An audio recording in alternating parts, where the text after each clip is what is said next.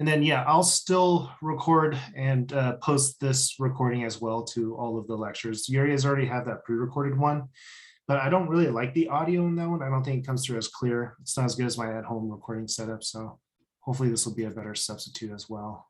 I also think it's really weird not to see your face in that lecture. I opened and it was weird just listening to it. Yeah, when we're in person, for sure. All right, so today, pH fluid electrolytes. This lecture, I'm really thankful you guys are all here and people are still jumping in. Holy cow, this is such an important lecture. I'm telling you right now, I have kids in MedSurg 1 and 2 asking me for this recording because they go over the stuff again. Okay, so this stuff really is going to help set you guys up there, and I really want to make sure you guys do well on this. Full disclaimer, this makes up about 50% of exam 2. I'm straight up going to tell you what the short answer is going to be for exam 2. It's going to come from this lecture. Okay. All right, so how this lecture is going to be split 3 parts. First, we're going to have fluid balance, or I guess first will actually be electrolyte balance, then fluid balance, and then we'll end with pH balance. Okay. And we'll take breaks in between there. And of course, questions, you guys go for it. I have chat open, or you can unmute. Either one's totally fine. Okay. All right, so with fluids, when it comes to fluids in the body, give or take, you got about 60% of your body weight makes up total water. So that means, I said ish 60%. So right now for myself, if I am super dehydrated, it's going to be lower. If you're super hydrated, it'll be higher. So it's a rough number 60, okay? Now there are 2 ways to store water in the body, 2 ways. First, you have intracellular. Can anybody translate intracellular? What does that mean? Inside the cell. Yeah, perfect. So you can store water inside your cells. Sorry, that's going to happen a lot today. I'm sorry. You can store water inside your cells. In fact, that makes up 2/3 of your total body's water. Total body water. The second way you can store water is extracellularly. So outside of the cells. And that makes up, give or take, about 1/3. So a question would be, where do we store the majority of water in our bodies? Where do we store the majority of water in our bodies? Inside the cell. Inside the cells, or intracellular. Read carefully, okay? Now, as nurses, you're only going to be looking at extracellular. For example, extracellular also has interstitial fluid. Interstitial means between, okay?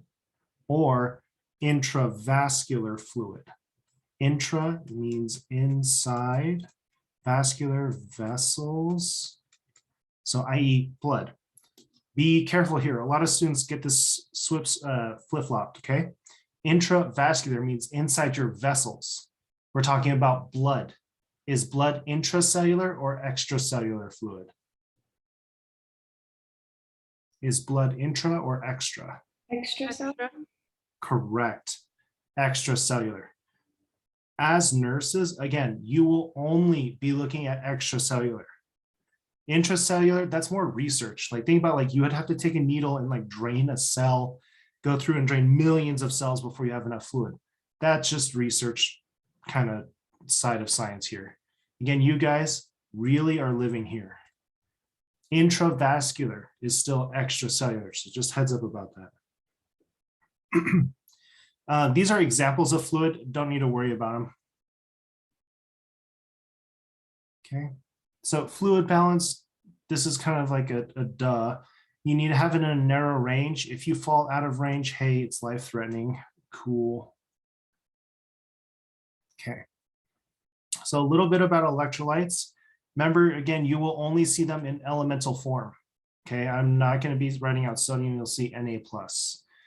So sodium is the ECF cation, which means extracellular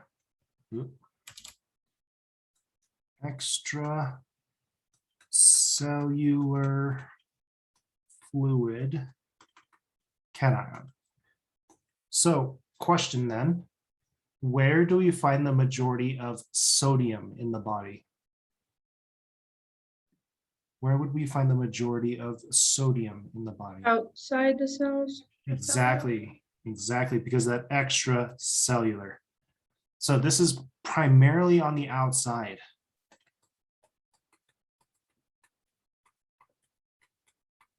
Awesome. Okay. We'll talk about the other two subpoints, so don't worry about them yet. Chloride. Now, sodium chloride, you guys have probably heard they kind of go together. The only thing you need to know about chloride is that chloride follows / mimics sodium. Okay, what do I mean by this? Wherever there's sodium, there's chloride. So if a patient has elevated sodium levels, what else do they have in their blood? Chloride. Chloride. Perfect. And if they have excess chloride in their urine, what else are they probably have in their urine? Sodium. Sodium. Perfect. So if one goes low, the other one will go low. If one goes high, the other one will go high. Okay. Now, sodium and water balance. This slide right here. Oh, dear God. I need you to highlight this, box this. I want you to cross stitch this into a pillow and give it to your grandmother. This is so important right here. Water follows sodium. Okay, like I can't tell you how many students mix this up and this screws them on the exam. Water follows sodium. Or the way I personally think about it, sodium pulls water. Either way is fine. I have to think of it like an active kind of force. So if somebody has a lot of sodium in their urine, that's going to pull water from the blood into the urine. If someone has a lot of salt in their blood, water will follow the salt into the blood. Okay, we're going to draw this out here, but please, please, please keep this in mind. Okay, tonicity just refers to concentration, and we're going to get into that on the next slide. Okay.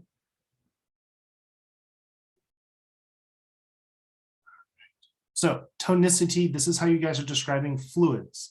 Again, as nurses, what is the only kind of fluid you'll be looking at in the human body? Extracellular. Extracellular, perfect. So whenever you see these concentrations, always understand it's on the outside of the cells, okay? So here's your cell. Inside of your cell, let's say you have 9 sodium molecules, okay? If you provide an isotonic solution, isotonic, iso means equal, tonic concentration. You're providing an equal concentration to inside of the cells. So that means on the outside, you have 9 sodium molecules. Okay. So think of it almost like tug of war. If you have 9 people on the inside and 9 people on the outside, what's going to happen? Nothing. Exactly. Because whenever water goes out, another one will go in.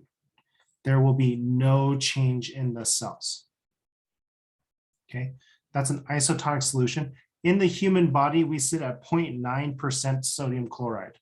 So you might have heard this as normal saline.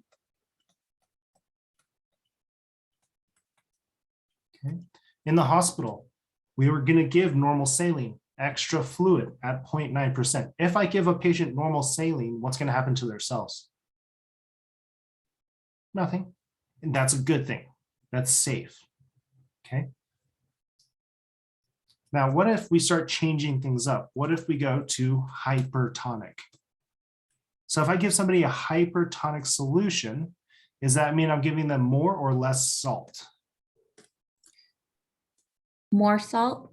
Perfect. So here I have 9 dots, again, because in the human body, inside the cells, we don't change that. On the outside, we're giving them more salt.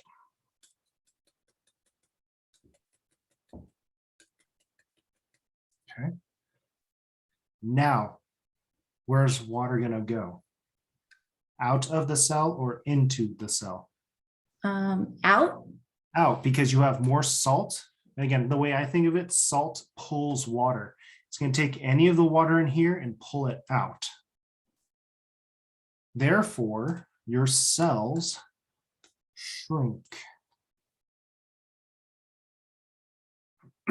So that can cause a process called intracellular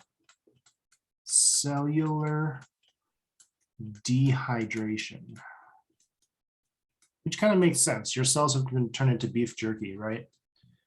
You eat enough Slim Jims, you will become a Slim Jim.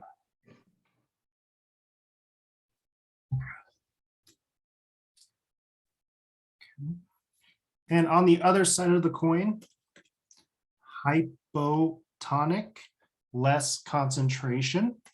So I'm going to have less salt outside of the cell.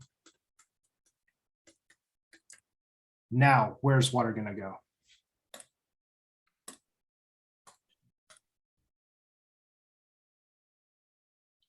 Into the cell, yeah. Okay. That will cause your cells to swell. So, when would you ever want to give a hypertonic solution to a patient then? When would you ever want to give someone excess salt? If they were overhydrated, like if they drank too much water? Perfect. Maybe they had too much water, or maybe their cells were too swollen and we need to pull that water out. Perfect. What about a hypotonic solution? Why would I ever give someone less salt? If they were dehydrated, would you do that? Exactly. If complete other end of the side, if they were dehydrated, we need to get water into their cells very quickly. Now, I'm going to tell you guys, as nurses, not your scope to determine which tonicity to give. I'm saying that these are the effects. You should know what happens, okay? We're going to talk about it, but when you start playing with salt solutions, this can have some drastic effects. Let me ask you, which one is more dangerous? A hypertonic solution or a hypotonic solution? Hypotonic? Hyper? It's hypotonic. Hypo. Hypo is much more dangerous. Why? Think about it. Your cells are going to They can burst. Say again? They can burst. They can burst, sure. It can increase water like around the cardiac sac and things like that. Put pressure on the organs and on the body. Okay, I'm going to keep going down that road there. What cells can you afford not to have swollen? I.e., what organ must not ever become swollen? Brain. Right. Brain. Exactly. Good job, guys. So hypotonic's much more dangerous because it can cause cerebral edema or brain swelling. Okay, and we're going to talk about that. Okay, so sodium, as we had mentioned, sodium is primarily on the outside, extra cellular fluid cation. Now this range right here, you do not need to know this range. I'm not going to ask you about this range yet. You need to know it in foundations. I'm just saying, like, I won't test you on it, but hey, you get to know lab values when you after finishing patho, okay? What's more important for me is you understand the Latin. Patient has hypernatremia.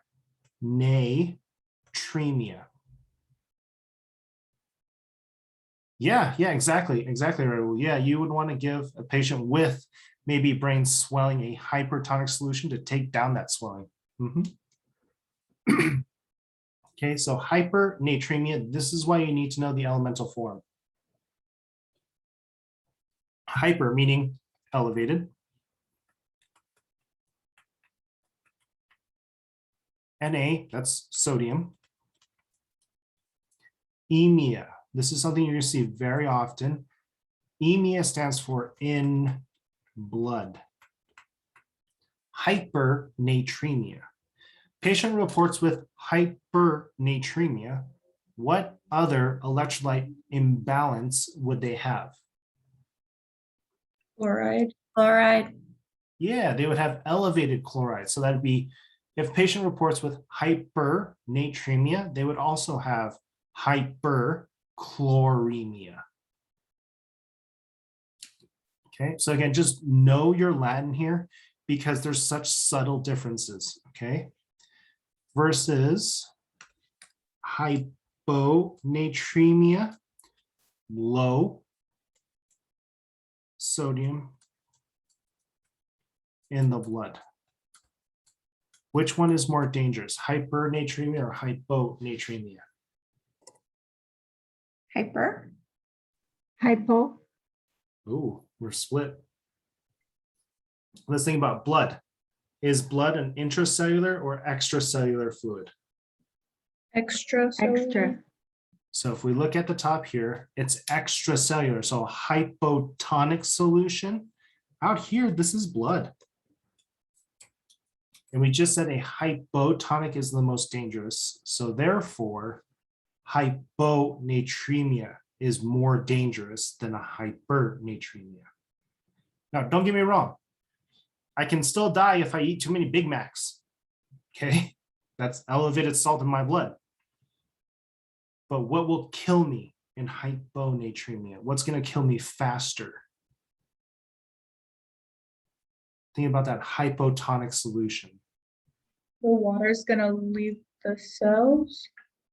The water doesn't Water leak. will enter the cell faster. Water is going to enter the cells, and which cells are going to be most detrimental to become swollen? In the brain. Yeah, hyponatremia is going to cause your brain to swell. Okay. And again, we're still going to explore this. Okay, so hypernatremia, elevated sodium in the blood. Really pay attention to your Latin here, because as I mentioned, there's just small, subtle changes, okay? So it can be caused by too much sodium, duh, or not enough water. So what I'm getting at is hypernatremia can be caused by eating too many Big Macs or dehydration. Kind of makes sense, right? Think about when you don't drink water, your urine comes out pretty dark because it's so concentrated. Now let's think about sodium. What does sodium do to water? Pulls it. Pulls water. So if I have hypernatremia, do I have more salt or less salt outside of the cells? More salt. Perfect. So with hypernatremia, what's going to happen to water? Will it go into my cell or out of my cell?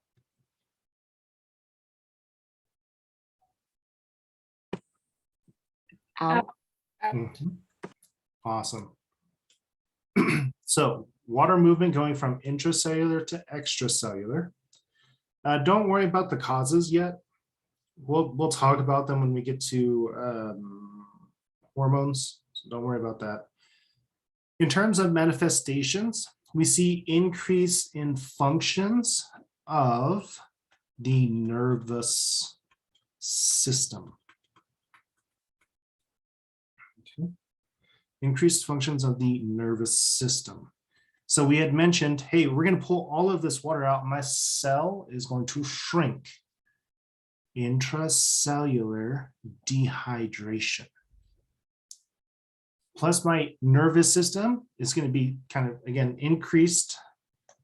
I'm going to see convulsions. Thirst.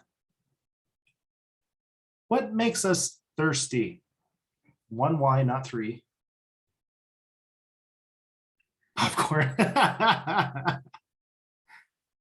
was going to say it's your brainstem. Your brainstem makes you have thirst. Therefore, what kind of reflex is thirst?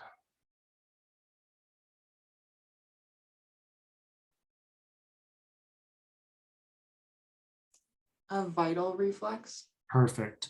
So we see thirst because we see increase in vital reflexes. Okay, don't worry about fever. Don't worry about muscle twitching. Hey, hypertension makes sense, right? If I eat enough Big Macs, cool. Hyper hyperreflexia. Elevated reflexes. Holy shit, Batman. Does that mean if I try hard enough and I eat 7 Big Macs every day, I can learn how to catch bullets?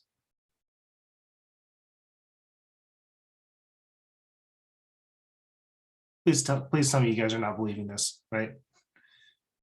Remember, there's a difference between reflexes and reaction time. Okay. So hyperreflexia, first off, as nurses, how do you test somebody's reflexes? What's a test you could do? The mallet on their knee, the rubber mallet. Perfect. You smack them in the knee. Now, if you have hyperreflexia, what should happen to that leg? Gonna really bounce. Yeah, it's really going to come at you with some velocity. Okay. What you also might see is something called clonus. Clonus. Clonus is another sign of hypernatremia. Clonus is this ringing of the limb. Okay. So what I mean by this is, imagine this is somebody's knee. You smack them in the knee with hyperreflexia. It comes out, it comes back, but then it rings in place before finally resting. Okay. So clonus is another sign of hyperreflexia, usually by hypernatremia. You see this a lot in pregnant women. There's just ringing of the limbs. Okay.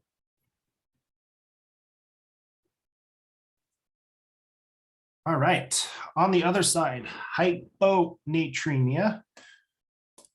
Where's all the water going with hyponatremia? In or out of my cell? In. Perfect.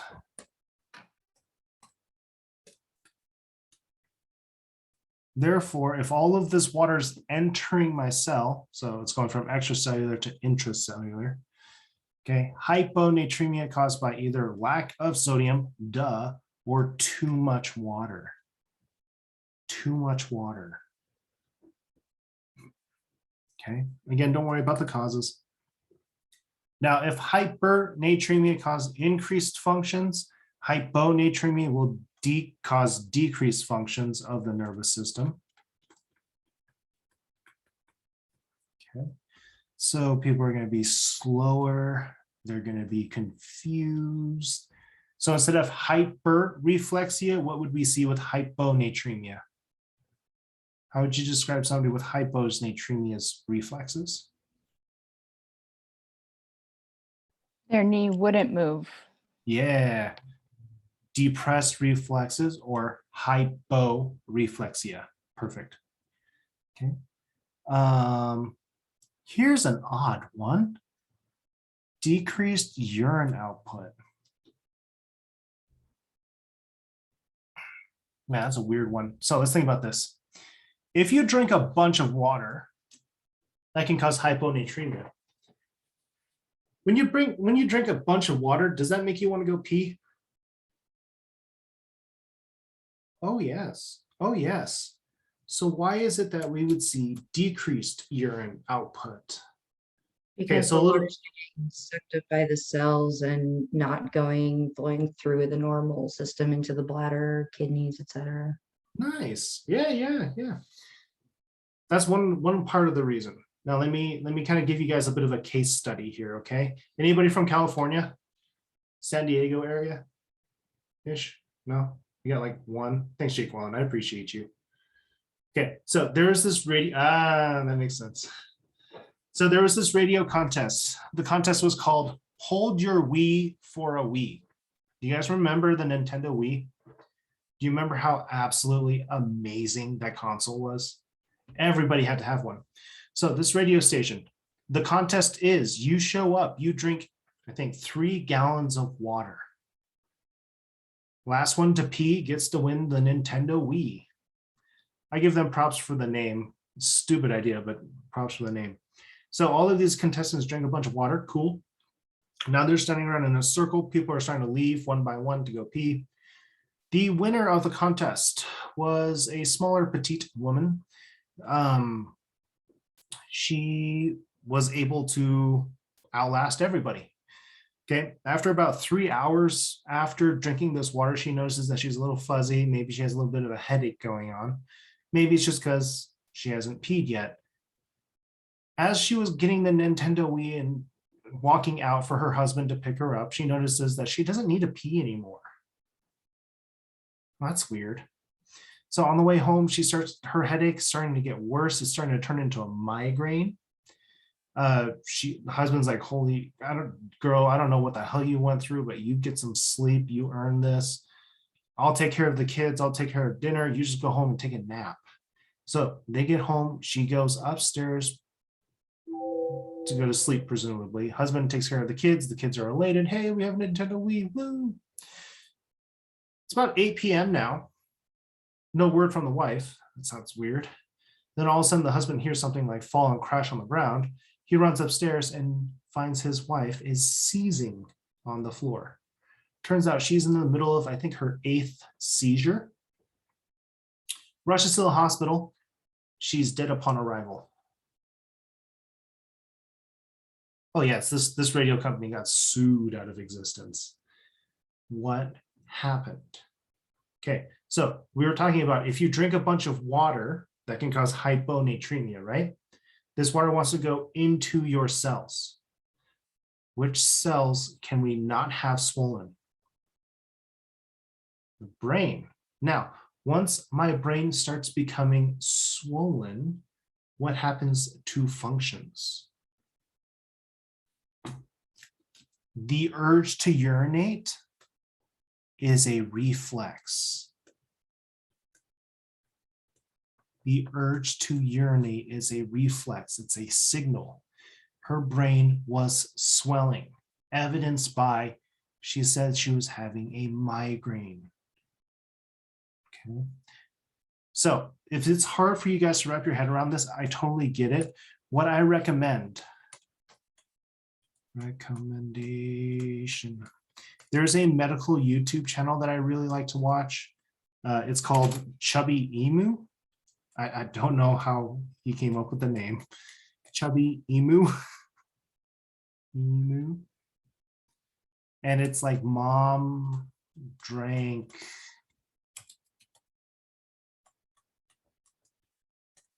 3 gallons of water or something like that. Okay, I would say you guys should actually take a watch of this. He does this experiment and he actually shows you how water moves towards salt or how salt pulls water. I don't know. I really like his stuff. He breaks things down very, very well. He also does a bunch of other medical like case studies. Take, for example, if you're ever curious, what happens when those millennials eat Tide Pods? Goes into it. Or what happens if you eat laxative-laced brownies or something like that. Really cool stuff. So I do recommend this channel if you're looking for something to zone out on. So what is the biggest concern with hyponatremia? What is the biggest concern with hyponatremia? Cerebral edema. Perfect. Most life-threatening because of that cerebral edema and increased intracranial pressure. Correct, Nick. The brain swelling, decreased reflexes, therefore decreased drive to urinate. Your body starts storing water in the cells. That way your blood doesn't become too dilute, and that's actually what ends up killing you.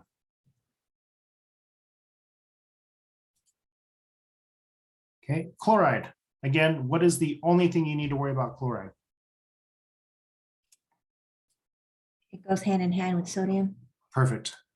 Goes with sodium. So therefore, if somebody is experiencing hypochloremia, what else are they experiencing? Hyponatremia. Yep. And what are they at risk for with either condition? Brain swell. Brain swelling. Perfect.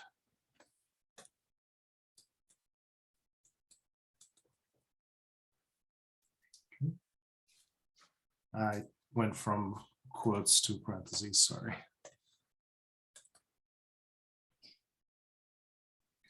All right, potassium. So think back, you remember we were talking about neurons?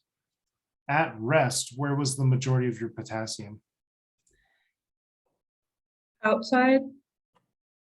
Oh wait, no, Potassium. inside. There Inside. you go, there you You're go. right. Intracellular, perfect. And if you guys remember, we kept saying sodium is usually outside of the cells. That also matches your neuron. Okay, so potassium is mostly inside of your cells. Any potassium you have in your blood should be considered extra potassium. Okay, so you do not need to know this range, but look how tiny that range is, right? You don't need potassium in your blood because it's usually in your cells. Key point here, it affects your resting potential. We're going to show you that. Okay. Oh boy, action potentials. You guys remember this whole EKG or action potential chart thing? This is your application of that neurophys stuff, okay? So what happens is that potassium, actually, let me say this. Potassium affects your resting potential. Okay, thankfully it goes in the same kind of direction. So we're going to come back to this slide to kind of use this slide as a review. We're going to break down each situation first, and then I promise we'll come back. So in the case of hypokalemia, what's the issue here? What's the electrical imbalance?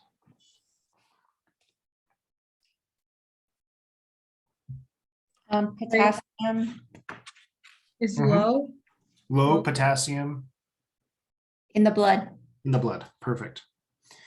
If we have hypokalemia, that lowers your resting, i.e., this is now your new resting.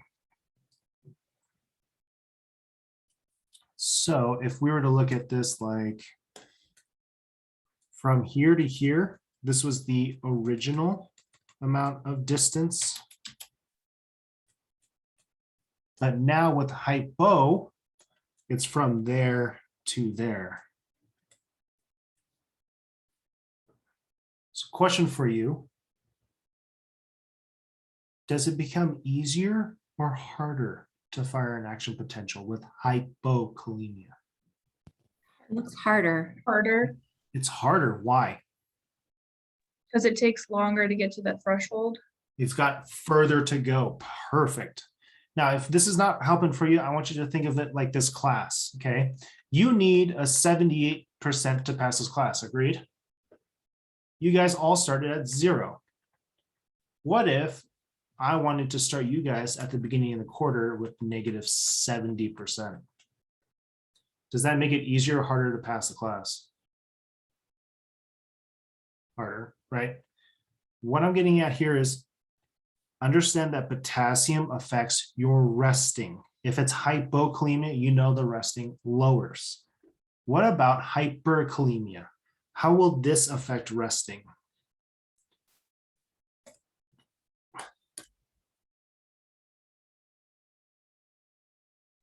Would it raise it Mhm. closer?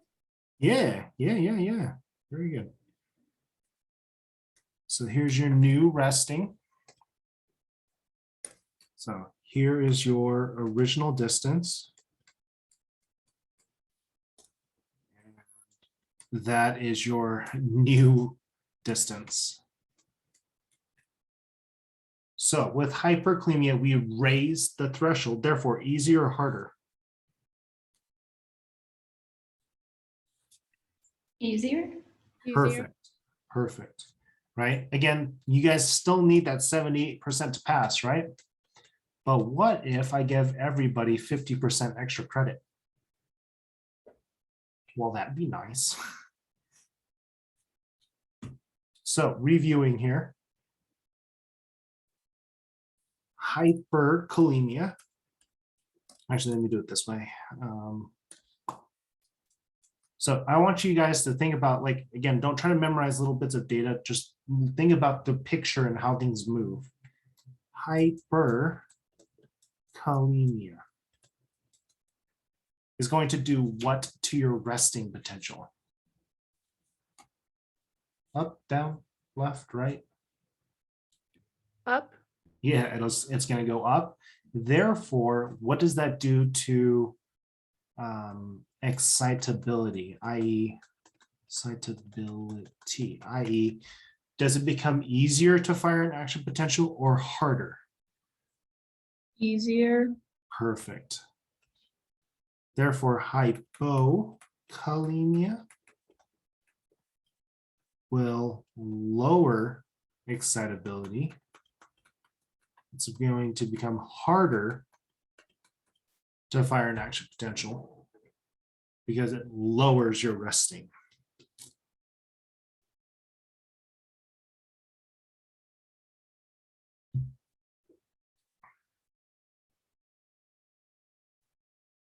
Okay. Again, just think about the picture and how things are modulated. Just move that line in your mind.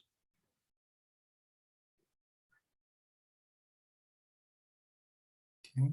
Now, potassium, K plus, is the only electrolyte affected by pH. Okay, i.e. your body's acidity, your body's basicness can change your potassium. Where acidosis, so if something's acidic, what does that mean about your pH? Does that mean it's high or low? A little bit of Gen Chem here. Low. Mhm. We have low pH or we have excess protons. So let me kind of just draw this here. Here's your cell. If you're acidic, that means you have a bunch of little extra protons floating around the cell. This is not good. This is dangerous because this is going to denature your cells. Okay. And you have a bunch of potassium on the inside of your cell, as we should have it.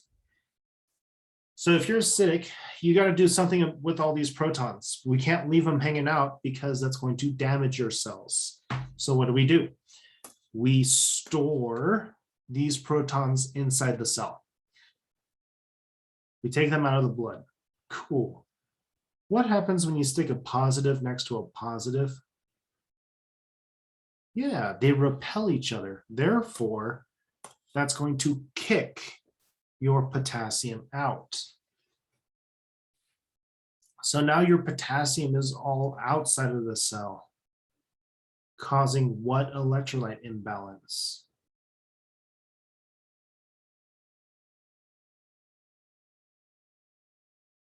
Hyperkalemia.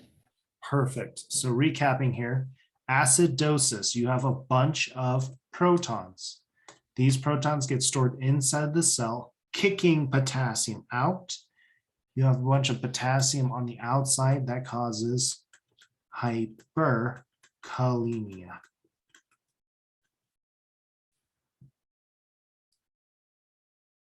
Okay. So acidosis can cause hyperkalemia. Alkalosis is just the opposite. It doesn't draw as well though, so I'm not even going to attempt it. So if acidosis causes hyperkalemia, alkalosis causes what electrolyte imbalance? Hypokalemia. Perfect.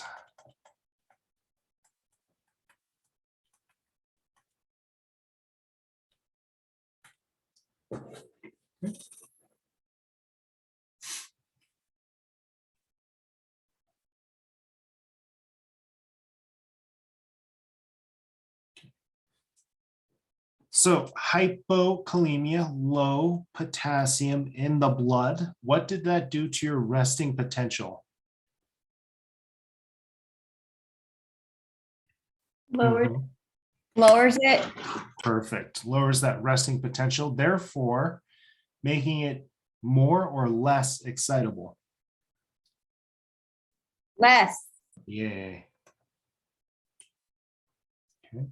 Now, when it comes to potassium imbalances, there are a bunch of different ones. For me, the only thing you need to worry about for hypokalemia is cardiac dysrhythmias. Reason is because potassium affects cardiac muscles first. Okay. Potassium affects cardiac muscles first. So, try to think about how a question, make this a question.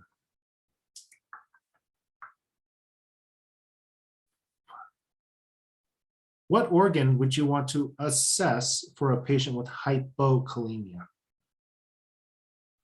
The heart. A heart. What would you expect to find? Dysrhythmias. Dysrhythmias, perfect. Okay. Again, just because cardiac muscle is affected by potassium, it's more sensitive to it. Okay, hyperkalemia. Again, don't need to know the ranges, so let me just X through that, X through that. It raises that resting potential, as we just talked about, raising that excitability. Cool. Again, the only symptom you guys need to worry about is cardiac dysrhythmias. You don't need to tell me how. You don't need to tell me like any specific details. I'm telling you, for me in patho, keeping it simple. You start messing with potassium, you're going to screw up the heart. Whether it be low potassium or high potassium, you're going to see cardiac dysrhythmias. Okay. So this slide right here, let me say you do not need to take a single note on this. This is just real life. Let's apply this. Let's see how this works. Okay. Week 4, let's talk about lethal injections. Okay. So not taking a stance on this, not probing anybody. I'm just saying this is generally how it works. Step 1, you apply a pretty, hopefully strong sedative. The whole idea there is to basically decrease consciousness. You want them to go night-night. Step 2, you apply a paralytic, i.e. we want to paralyze the diaphragm. If I paralyze the diaphragm, what's going to happen? You can't breathe. Not breathing. Yep. No breathing. Step 3, you administer potassium chloride. Now, you guys know what's going to happen. If I give potassium chloride, remember I'm injecting potassium here. Will that increase or decrease potassium levels in the blood? It's going to increase it, causing hyperkalemia. Okay, so here's your resting. I inject the potassium chloride. Here's your potassium. Here's your resting now. Does that make it easier or harder for the heart to beat? Easier or harder? Harder. It's getting closer. Easier. Should be easier. What about if I keep injecting? It's here. Is it even easier or even harder? Even easier, right? The problem is I inject so much potassium chloride that my resting is up here. If my rest, like I said, you don't even need to take notes on this. You're going to talk more about this in MedSearch too. If your resting is above your threshold, why is that a problem?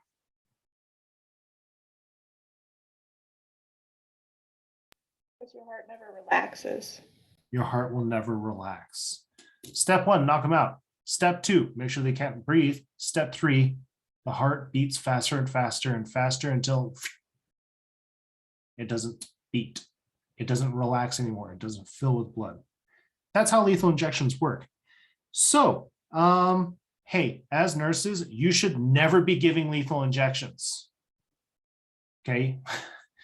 If you ever work with potassium, ever, please, please, please make sure you have a second nurse with you.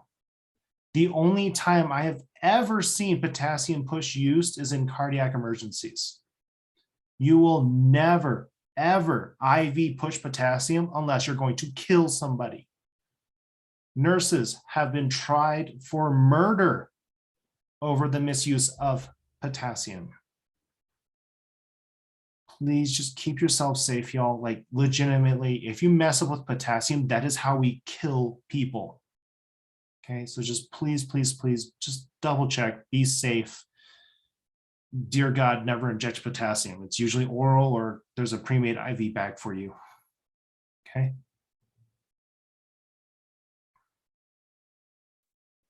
All right, so we talked about sodium. We talked about potassium. Last one is calcium. Calcium affects the threshold. Calcium affects the threshold. Okay. Next note here, skeletal muscle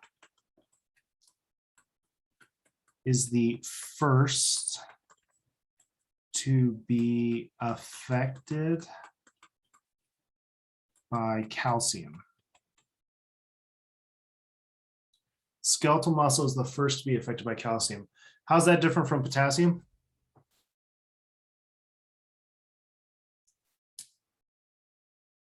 It affects the Potassium's cardiac. cardiac. Potassium's cardiac. Perfect. Yeah, yeah. Okay. So hypocalcemia lowers threshold potential, makes you more excitable. And I'm going to draw this out so that you can actually visually see it. Okay. Hypercalcemia increases threshold potential, makes you less excitable. I promise we're going to draw it out so it actually makes sense.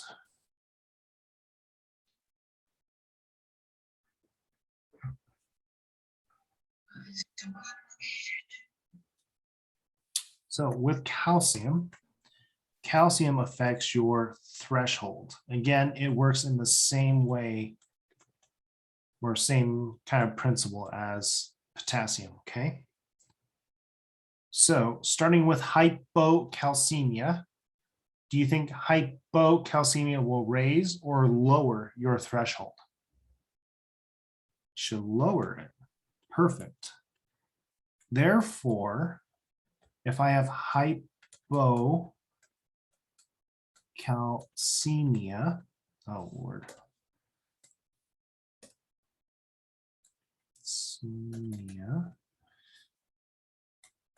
What will that do to excitability? Increase or decrease? Increase. Increase excitability. Perfect. Okay. So if your new threshold is down here, right? Your old threshold to pass this class was 78%. If I drop this threshold to 50%, is everybody going to pass? Sure as I'll hope so. Okay. Hypercalcemia, therefore, will raise. So what will hypercalcemia do to excitability?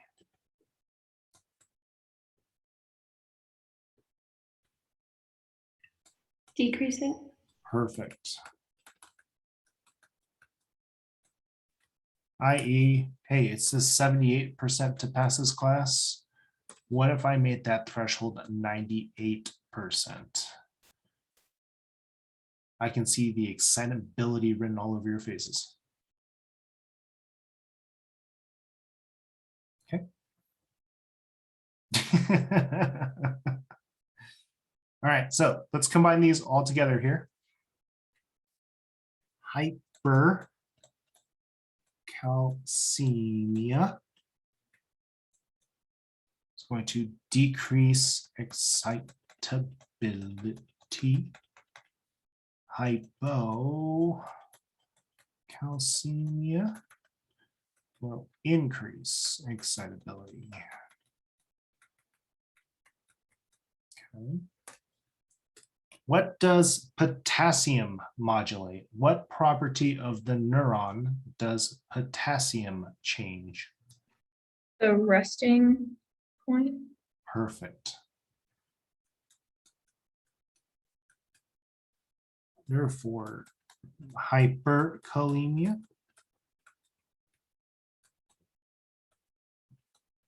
increases excitability,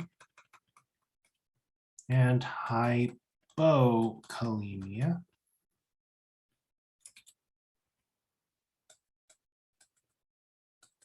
decreases excitability. Okay. So what do you guys notice? They're the opposite. Mm-hmm. Mm-hmm. Now, should you just rot memorize this? No, I don't ever recommend it. I would just recommend knowing the picture. Look, calcium affects threshold, potassium affects resting. If it's hyper, it goes up. If it's hypo, it goes down. Then you can figure out excitability from there. You can memorize this if you want. I don't suggest it. Case in point, You said calcium affects resting. Is that what you said? calcium affects threshold, potassium affects resting. Sorry if I got that switch. Case in point, you are a coach of a high school tennis team. One of your players is playing some mad tennis, got a good net game going. All of a sudden, they fall to the ground, screaming in pain, clutching their glute. Turns out they have just pulled their hamstring, and now it's seizing up. You guys know what a Charlie horse is? Like where Yes. your muscle locks tight. Yes. As a coach, you can run over there with a glass of milk, a banana, or a handful of salt. Which one do you choose? Banana. The banana. Banana. Yeah. Yeah. What were the options again? A The glass of salt. milk. Glass of milk, Yeah, banana, or salt. You want Milk. to increase the Banana. Calcium. banana, but I don't know why. Milk. All right. This Maybe is all good, of good it. discussion. So I'm going to go with the first one I heard was banana. If I run over there and I shove a banana in some poor kid's face, is that going to cause hyperkalemia or hypokalemia? Hyper. Or And that will do what to your resting? increase it. That's your new resting potential. So therefore, is the muscle more likely to contract or relax? Relax. Act. This is the distance. Contract. It's more likely to contract. That's the problem, is their muscle has locked up. So if you give them a banana, are you making things better or worse? Worse. Worse. Much worse. In fact, what is another piece of evidence of why a banana is not the best choice? Bananas, potassium affects what now? Your heart. Art. Aha. Also, y'all are millennials. You should know that avocados have twice the potassium content. Bananas. And sweet You can't potatoes. eat bananas when you have like muscle pain. I or- also don't take avocados with me this game. So let's see. So potassium affects your heart first, but it can also affect your skeletal muscle, but it'll affect your heart first. And honestly, there's not enough potassium in a banana to do anything. So why? Yep, and sweet potatoes have much more K. That's what I was thinking you were saying. Yeah. So question then, why would a glass of milk be helpful? Calcium. Increases the threshold. Okay. I increase my threshold, making it easier or harder to fire? Harder. Harder. So therefore, is my muscle going to contract or relax? Relax. Relax. Yahtzee. Okay, so going back to that question, you run over there with a handful of salt, banana, or a glass of milk. Milk is the best option because of the effect of calcium on skeletal muscle. Bananas mainly affect the heart. Salt. Why would salt be a bad idea? Could it just dehydrate you even more? Yep. Yep. So this is actually going to happen. True story. I was not the coach. I was the guy on the ground screaming. My coach ran over and shoved a banana in my face, followed by a handful of salt. I almost vomited. Don't eat salty bananas. They're gross. Yeah. So hopefully this kind of helps you guys kind of put this into perspective here. I would say, again, keep in mind the picture, because I'm going to tell you, like, patient has hyperkalemia. What are they most at risk for? Cardiac dysrhythmias. Patient has hypocalcemia. What do you anticipate? What do you expect to find on an assessment? Muscle cramping. Skeletal muscle cramping, right? Do we ever say cardiac muscle cramping? Oh, my heart's cramping. If your heart is cramping, what is happening? You're having a heart attack? Yeah. Your heart's out. You're being attacked by your heart. So if I ever say muscle cramp, do you default to skeletal or cardiac? Skeletal. Skeletal? Skeletal. Very good. Okay. All right. So, hey, here's the big picture. Again, you can memorize this if you want. You do you. I don't recommend it. Be able to draw out the action potential. Just remember which properties potassium and calcium affect. Okay. All right. So we're going to take a break here. That was the first part. That was electrolytes. Now we're getting into fluid balance. This one's a little bit shorter, but there's a little bit of arrows and kind of force diagrams going on. So let's take a little break. Let's say like 1:05. We pick back up again. Okay. And I need more water.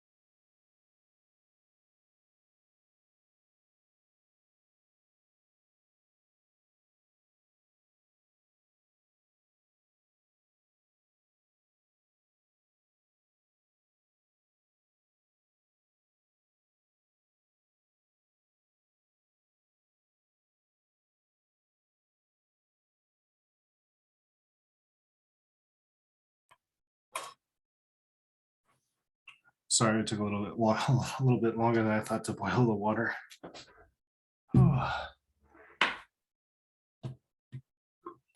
right, so the second part of the lecture is going to be about fluid balance, i.e. water movement. Okay. This slide you don't really need to worry about yet. I'm just introducing these hormones.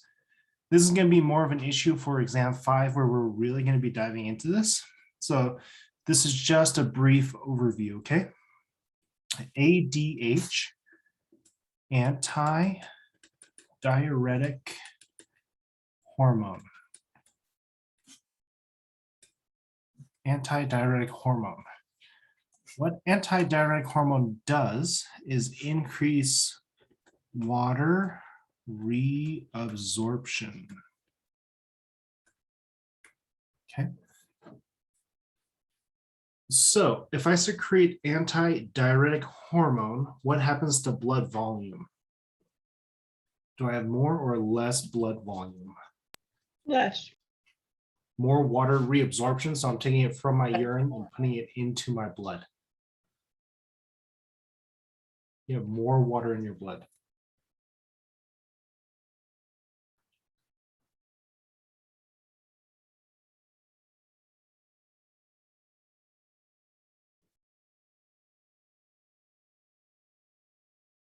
Increases blood volume.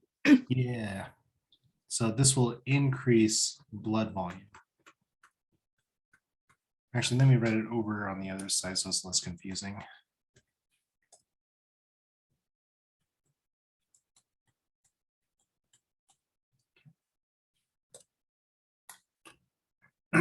Aldosterone causes sodium reabsorption and potassium secretion. Okay. So shortcut, hey, I'm reabsorbing sodium. What follows sodium? Chloride. Chloride and Water. water. So aldosterone will also increase blood volume. Natriuretic hormone. You should already know what natriuretic hormone does. Na, as in sodium, uretic. Think about like a diuretic. What does a diuretic make you do? Urinate. Yeah, pee, urinate, perfect. I'm gonna say pee. And if you're peeing out sodium, what else are you also peeing out?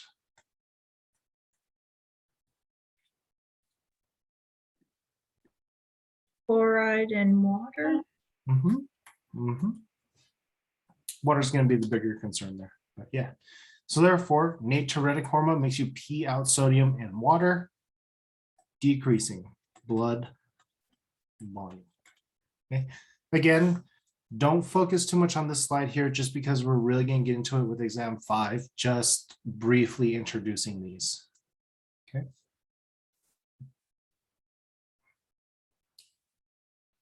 So in terms of fluid balance, 3 main ways of taking in fluids: drinking them, eating them, metabolism.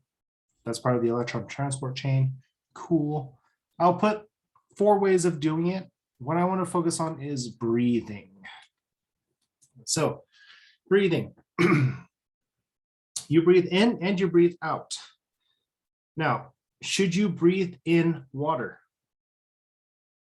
If you are breathing in water, what are you doing? Aspirate. Drowning. Yeah, I was gonna say drowning, right? Aspirating is not wrong either, but I'm just gonna go to the full end there and just say, like, if you're breathing in water, you are drowning. Therefore, do you want to rely on breathing as a form of fluid intake? No. You want to breathe out fluid. You don't want to inhale it. Okay. All right. So when it comes to fluid, there's this constant exchange between the different compartments. What we were talking about was small scale. Okay, we were talking about, hey, here's a cell. You got some sodium in there. You got some sodium out here. And you got some water moving in and out of the cell equally, okay? What we're about to transition into is fluid compartments, where we're going to be talking about blood vessels, moving fluid in and out. Okay. So I'm just saying, this is kind of like a heads up, this is where we're headed. Before we talked about cellular movement. Okay. This is going to be more interstitial / whole body movement. Okay. So just foreshadowing, but that's where we're headed.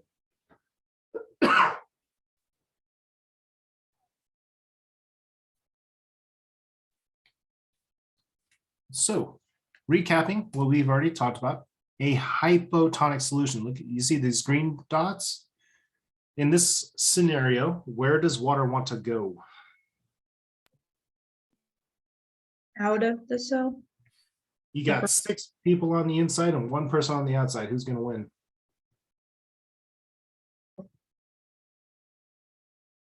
Water moves into the cell. Yeah, so like I said, I think of sodium as pulling water. You can also think of it as water follows sodium. Wherever there's the most sodium, that's where water goes.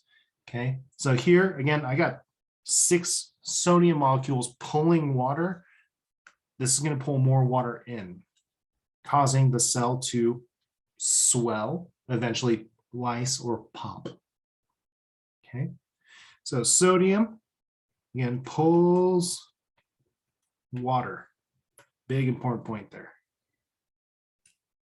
In an isotonic solution, equal parts, 1 goes in, 1 comes out, no problem. Hypertonic solution, so the one on the right, where does water want to go? Outside. Yeah, out of the cell, causing that cell to shrink.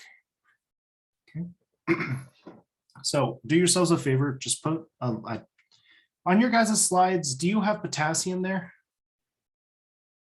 Oh, weird. I thought I changed that. Sorry, just put a line through potassium. Just ignore it. The last part, the proteins, is what's important because proteins pull water. Okay. Now, what I'm trying to get at here is proteins and sodium behave the same way. Sodium pulls water. Proteins pull water. These little green dots we've been calling sodium, you can sub that for proteins. Water will move the same way. Okay.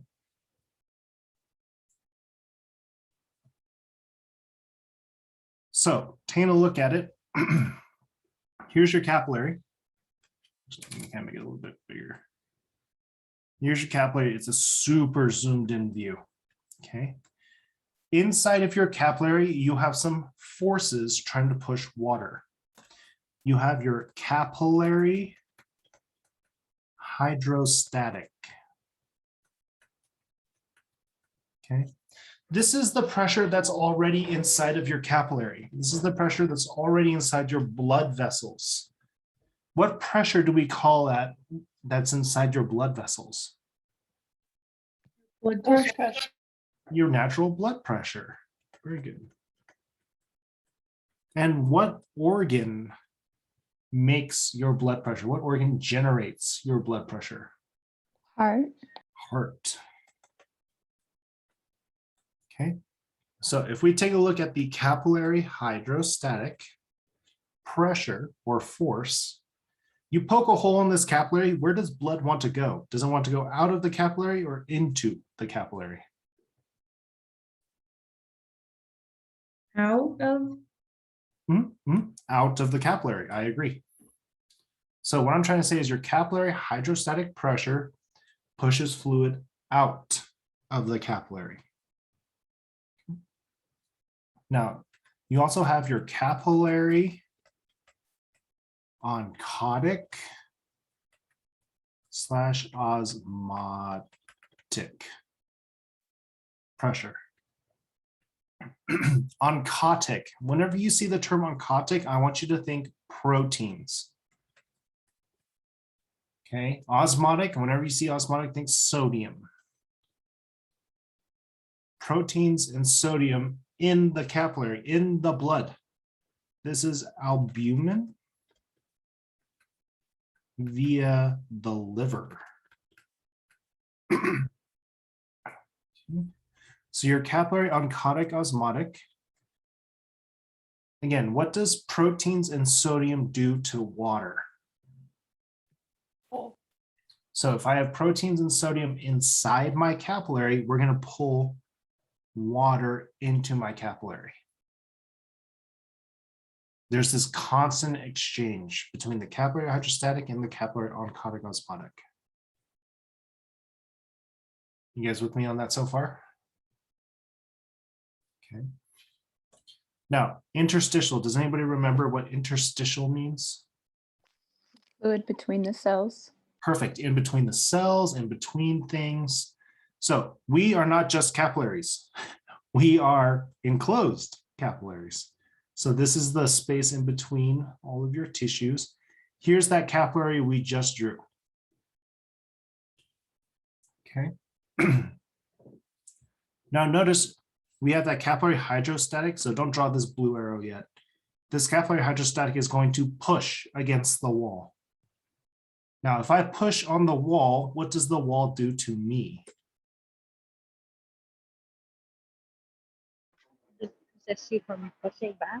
It pushes back. So Newton's third law, every force, there's an equal and opposite force. The wall is going to push back on the capillary. That is called the interstitial hydrostatic. Okay. And then outside of your capillary, you have the interstitial oncotic, oncotic osmotic. Again, anytime you see oncotic, you should think what? Protein. Perfect. Proteins. Osmotic, sodium. So these are proteins and sodiums in the interstitial space. Where does that want to move water? Out of the capillary. Out of the capillary or into the interstitial space. What I'm getting at is you have to specify a direction and a destination, either out of the capillary or into the interstitial space. Okay, you can't just say out or in because then I don't know which direction you're talking about. What's going to happen now is we're going to combine them. Okay, we're going to combine them all onto one chart here, and then I'll give you guys the application here.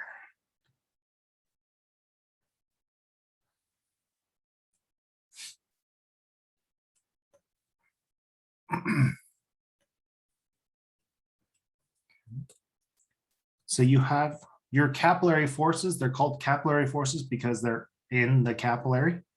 You have your capillary hydrostatic. So this is how I kind of shorthand it. Cap hydro. Where does that want to move water?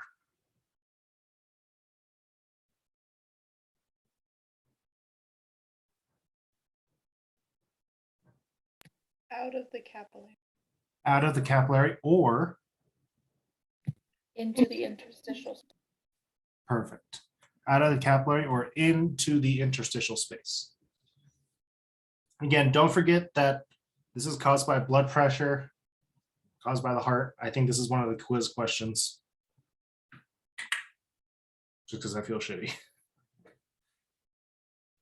Cap oncotic osmotic wants to move water where? Into the capillary? Into the capillary or Out of the interstitial. Out of yeah, out of the interstitial space. Perfect. Now you also have your interstitial hydrostatic. interstitial hydrostatic. The capillary hydro pushes on the wall pushes back. So interstitial hydrostatic moves water where?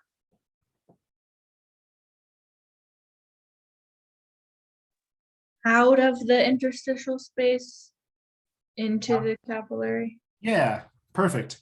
Out of the interstitial space or into the capillary. Perfect. And last one, interstitial oncotic osmotic. It's going to move water where?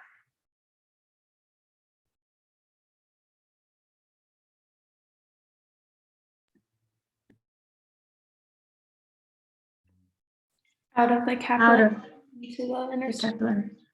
Yeah, you guys got it. You guys got it. Out of the capillary or into the interstitial space. Perfect. Okay. Now, you might have noticed that I drew these arrows a little bit different in size. That's because your capillary forces are so much bigger than your interstitial forces.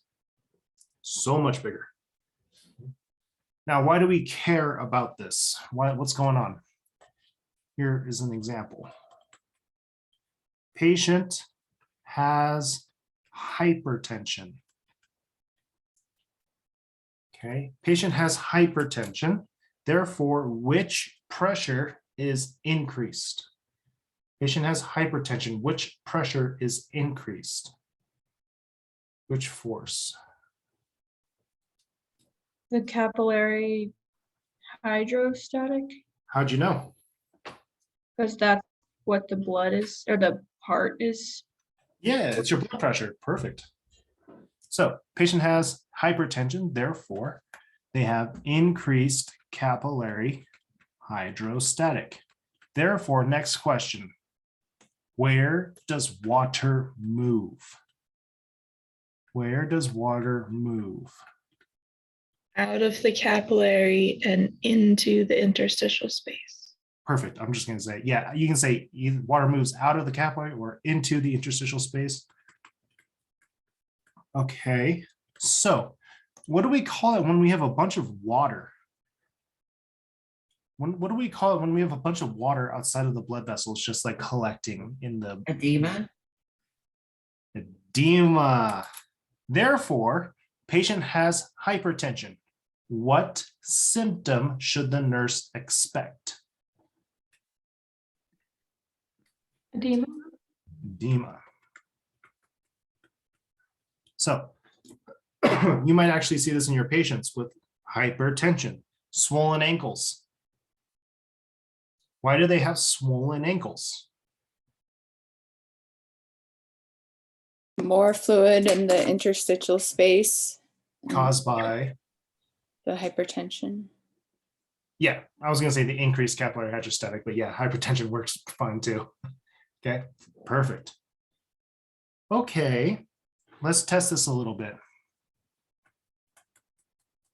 Patient has liver damage. Patient has liver damage. Why, or let me say, what causes their edema? A decrease in capillary oncotic or osmotic pressure. Or Oh, pull, I guess. It's not pressure. yeah. So let me say the answer is decreased capillary oncotic osmotic pressure, i.e. less albumin. So let's think about this. Your capillary oncotic osmotic brings fluid into the capillary, yes? If I have liver damage, that means I have less proteins, therefore less capillary oncotic pressure, i.e. I pull less. If I was moving 100% before, now I only move 10%, 90% is left behind. That causes my edema. So what are you guys noticing here? If I start messing with these pressures, if I increase one and I decrease another one, what will probably result? Edema. Yes. Okay, so one thing I can always ask is, what's a symptom? Probably edema. The hard part is I'm going to ask you why, or due to a change in what pressure. Okay. We're going to still kind of talk more about this here as well. Okay. Now, if you didn't like my pictures, fine. Here's your words. Capillary hydrostatic pressure is caused by blood pressure that moves fluid out of the capillary. Capillary oncotic or oncotic / osmotic, that's oncotic proteins fluid into the capillaries. Okay. Again, these are bolded because they are big. They are the biggest forces.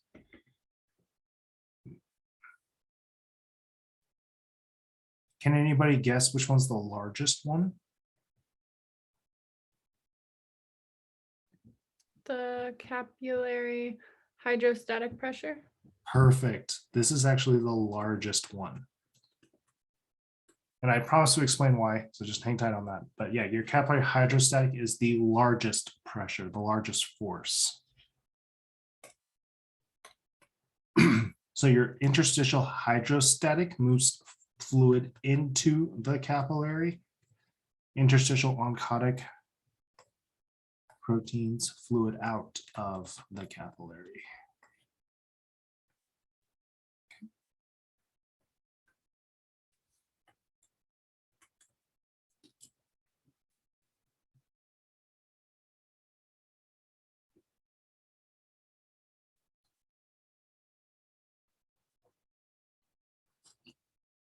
Here is a much better drawn picture than what I was trying to attempt. Here's your arterial, i.e. your capillary. So just recapping here, you have your capillary hydrostatic pressure. That's your blood pressure. What does that want to do to water? Push it outside. Yeah, that's your filtration, okay? So in reality, what happens is, let's just say your capillary hydrostatic pressure pushes out 100%.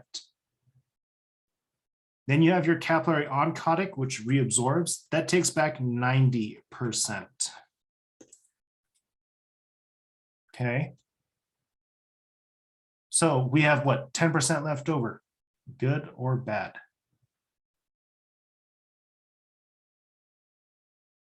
We got like 10% like hanging out here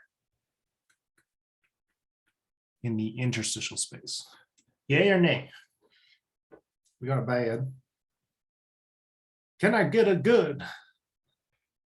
Good, because it goes into the lymphatic. Yes. Damn it. I should not have wrote it there. All right. So Yeah. what I'm getting at here is you have this 10% left over, right? If it didn't go into the lymphatics, if you had this buildup of 10%, is that a lot? Not really. Let me kind of phrase it this way. When you guys become nurses and you make more money than I do, I want you to donate 10% of your paycheck so one day I might be able to retire. Not bad at first, but over time, it gets worse, right? So what I'm saying is that 10%, we need to still get rid of it. And nice, Emma. It gets drained through your lymphatics. Your lymphatics takes out that other 10%. So ideally, we should have 100%. Okay. Now, let's go back to these questions I was asking you. Example was hypertension. We know that hypertension leads to edema. Okay. If somebody has hypertension, would they push out more or less than 100%? More. They push out more. So let's say they push out, I don't know, 180%. 180%. Your lymphatics can still only drain 10, and your capillary oncotic pressure only drains 90. Therefore, how much is left in that space? 80%. That's why you still see edema. Okay, so if you're a person that likes numbers, like I like numbers, thinking of it as like a percentage of like, oh, I'm pushing out with more. So like 180, 150, right? Okay, so resetting here. The other example I gave you was like liver damage leading to edema. Okay. Which pressure does that affect? The capillary oncotic pressure. Perfect. Capillary oncotic. And is that going to increase or decrease? Decrease. Perfect. So what if I only suck back, I don't know, 50%? How much do I have left over in the space?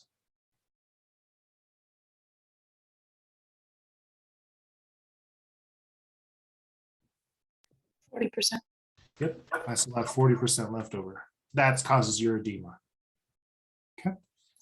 Again, this is always this constant exchange. You have to be in balance. If you're not in balance, you can expect edema. Edema. So again, as you guys can say, it's caused by this imbalance. Okay. So edema, as we define it, excess fluid in the interstitial space. Cool. 4 main causes. Increased capillary hydrostatic pressure, like with hypertension. Oh my God. Hopefully, does it make sense now, though? Okay. Hypertension increases that capillary hydrostatic. You have more pushing out of the blood vessel, not as much sucking it back in. Decreased plasma oncotic pressure. We see decreased albumin, usually from liver disease. Cool. Okay. Increased capillary permeability. Zoink, Scoob. That sounds awfully familiar. That sounds like it came from exam 1. What did we discuss that causes increase in capillary permeability? Histamine. Oh, you betcha. Remember how we were talking about swelling with histamine sharp? When you have histamine, you have increased capillary permeability, which means fluid is going to leak out of the blood vessel. Okay. Or if we had a lymphatic obstruction, again, just recapping, your lymph nodes, your lymphatic strain, how much approximately? 10%. 10%. So if your lymphatics become obstructed, you lose that 10%. Okay.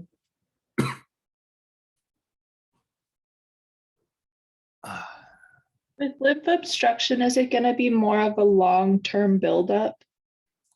It can be. It also can be short. Sorry.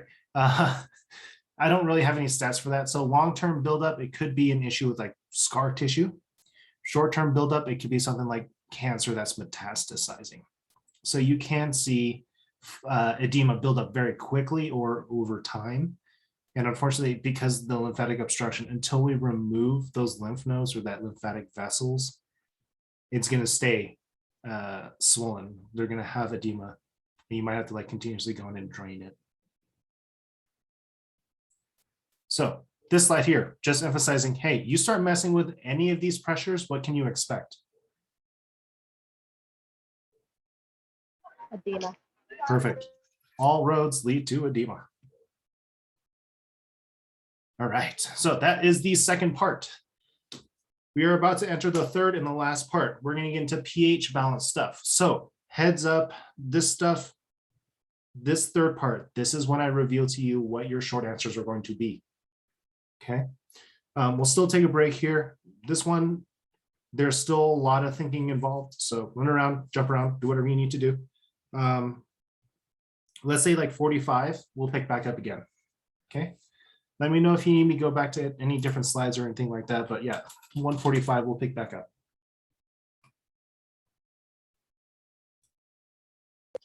Hey, Brian. Yep. Sorry, I missed the first like whole half. I just landed and remember. Oh, Can you oh, give- geez. Anyways, I'm trying to keep up and I understand everything so far, but just so I'm not lost for the third part, is there like a quick synopsis of the first part of lecture? You can just, I know I'm going to rewatch the lecture when I go. Oh, you're good. You're good. With the third part, there's nothing dependent on the first two parts. Perfect. Okay. All right, Yep. cool. Well, then I'll just watch the first part and then go back home then. Yeah, absolutely. All right. In fact, Thank you you. came in just perfectly at the right time. This Yeah, is I know. I when literally, your shit's picture coming. came up and I was like, this is perfect. So worked Yeah. out. Good. I would say Okay. like, yeah, here's when it gets a little complicated. Is this where we add in like physics and chemistry and all that good stuff? We just finished the physics. So that was the Okay. fluid balance. Okay. So that all makes Um, sense. It wasn't too bad. Yeah, this was your physics. The last Okay. part's a little bit of Gen Chem. Okay. Well, I like chemistry, so I'm excited. Yeah. All right. Thank you. I'll Yeah, see of you in a course. bit.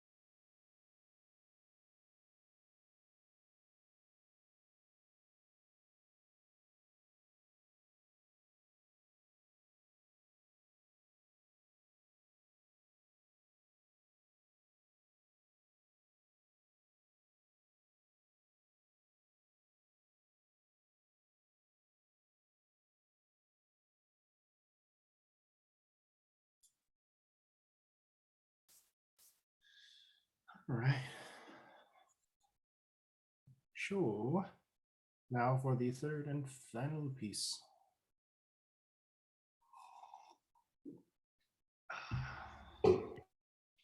I'm actually really impressed. My voice is still held up. This is good. All right. So pH stuff. Okay, so a little bit of Gen Chem review. Okay, pH 0 to 14. What would be the ideal center point then? What would be neutral? 7. 7, perfect. Human body sits at 7.4. Therefore, if you and I are sitting at 7.4, does that make us slightly basic or slightly acidic?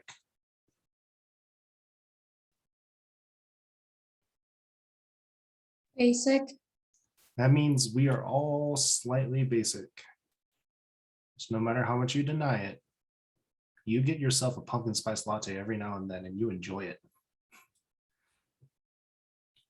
So a couple of ranges. You need to know the ideal pH set point. Oop. Set point is 7.40. Yes, we are all slightly basic. This right here, this 7.35 to 7.45, this is the operational range. You need to know these. I will not be providing them on the exam for you. Okay. So operational range means that is what you have to be between to be still operational. If you dip below 7.35, you're going to start dying. Anything above, you're still going to start dying. Okay. So what do you guys notice? How much between life and death do we stand between? Yeah, like 0.1. We have a 0.1 range between life and death. That's insane. So balance, okay? So if pH is low, so a low pH, is that acidic or basic? Acidic. Perfect. Okay. Another way to say it is that you have excess protons or you have too little bicarbonate. Okay, 4 different ways to say the same thing.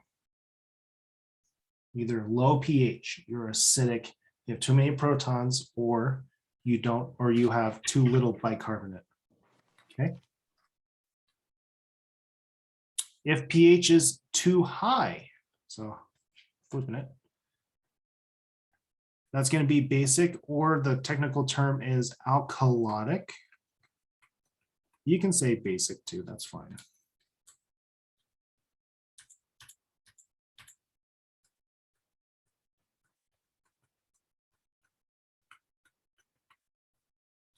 Or you have too little protons or too much bicarbonate.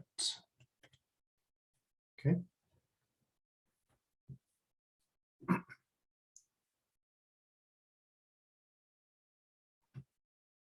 So next slide here. Don't need to memorize it, just saying, hey, things range. Don't like battery acid. It's acid. Ammonia, it's pretty basic. Okay, acids exist in 2 forms in the human body, volatile versus non-volatile. So volatile does not mean explosive. I don't know why that's such a thing. You don't have explosive acids inside of you. Okay. Volatile just means it can evaporate. Okay. What organ system handles gases? Pulmonary. Pulmonary, yeah. So volatile acids are going to be handled by the lungs. Versus non-volatile, they can't evaporate, i.e. the kidneys. So the 2 most important organs for pH balance, lungs and kidneys. Okay. All right, so just broadly speaking here, acids, natural part of life, just living, you make acids, cool. Your bones provide the majority of your bicarbonate. Okay, your bones provide the majority of your bicarbonate. Does anybody remember bicarbonate? Is that acidic or basic? Basic. Basic, absolutely. Your lungs handle CO2. That's that volatile acid. Your kidneys, they kind of do double time. They handle protons and bicarbonate. Okay, now your blood is a buffer. We'll go over what a buffer is. So just a little bit of an overview. All right, so what a buffer is defined as, I call it a temporary fix. Okay, it can't provide a permanent fix. Its job is to only provide time. Only, I can say only provides time for a fix.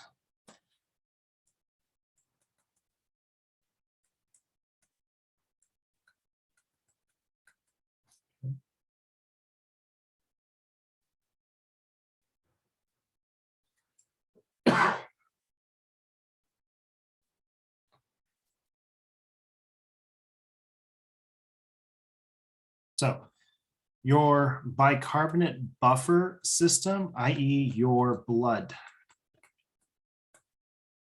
Okay, your blood only buys you time. Your blood cannot fix your imbalance. Does that kind of make sense? Okay, so your blood only buys you time. On the other side, your lungs and your lungs and your kidneys, these will provide your fixes. The lungs are going to provide fixes in a matter of minutes, i.e. it's very quick. Renal, it takes a little bit longer, but it's, so let me say longer, but more permanent. Kind of makes sense. How often do you breathe versus how often do you pee? Right now, they're pretty much equal for me right now. But ideally, okay.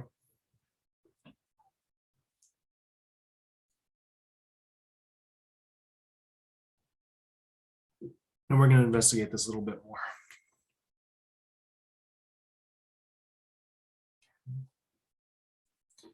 So a buffer binds to excess. Again, your buffer doesn't provide significant change in pH, only buys time. Okay, so here I'm going to illustrate chemistry class. Here's a beaker. Inside the beaker, you have 4 molecules of acid and 4 molecules of base. Okay, so would you agree that you have equal amounts of acid and base? Okay, that is what a buffer is. So kind of going back to just the wording here. It's a pair of weak acid and its conjugate base. Now, asking you, what if I add a single base? If I add a single base, will this increase or decrease this pH of the solution? Increase. This is what a buffer does. This is the tricky thing about a buffer. Okay. You have 8 people fighting in a bar right now. One more dude jumps in. Is that really going to make a difference? So what I'm getting at is by adding a little bit of a base, there is no significant change in pH. That buffer is buying us time. So if I add in a molecule of acid, then what will that do to my pH? Nothing, right? But can I overwhelm the system? If I add in 4 molecules of acid, would that all of a sudden drop my pH? Yeah, absolutely. So what I'm saying is your buffer only buys you time so you can actually fix things. It prevents significant change. So take, for example, actually, I'll save the example for the next one there. Okay, for the next slide. Cool. CO2. CO2. CO2 acts as an acid. So what happens is when you combine water with CO2, you get carbonic acid. Okay, you have 2 glasses. In one glass, you have tap water, and another glass, you got LaCroix because you fancy. You got that carbonated water. Now, looking at these 2 glasses, which one has the lower pH? The tap water or the carbonated water?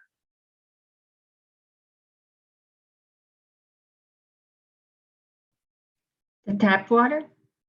Tap water doesn't have CO2 in it. It's not carbonated.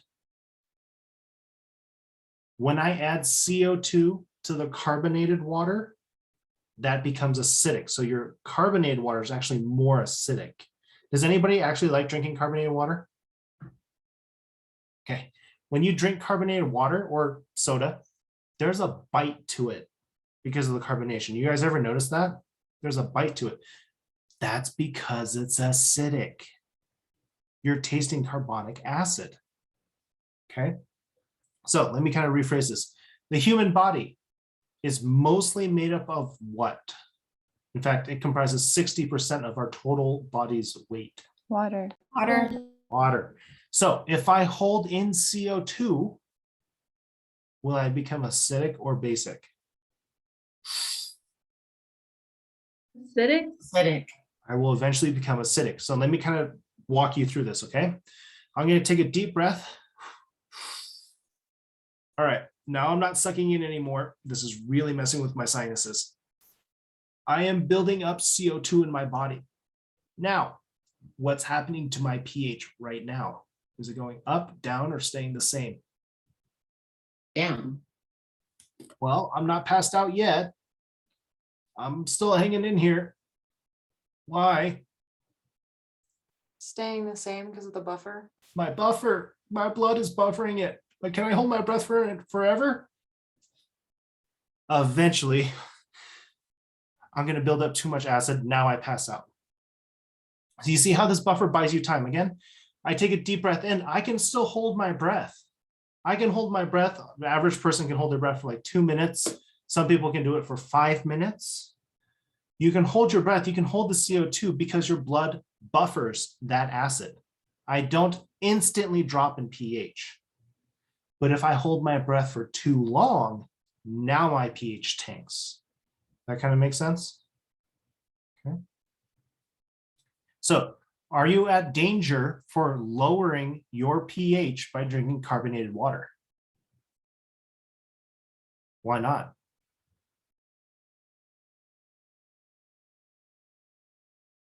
Because of the buffer. Because of the buffer in your blood. Very good. Okay. And bicarbonate is a base. Okay. Where does the most of the bicarbonate come from? Bones. Your bones. You know, Halloween, bones, skeletons. Ooh. Okay, so this formula right here, you don't need to memorize, okay? But I'm just saying CO2 plus water, this gives you your carbonic acid.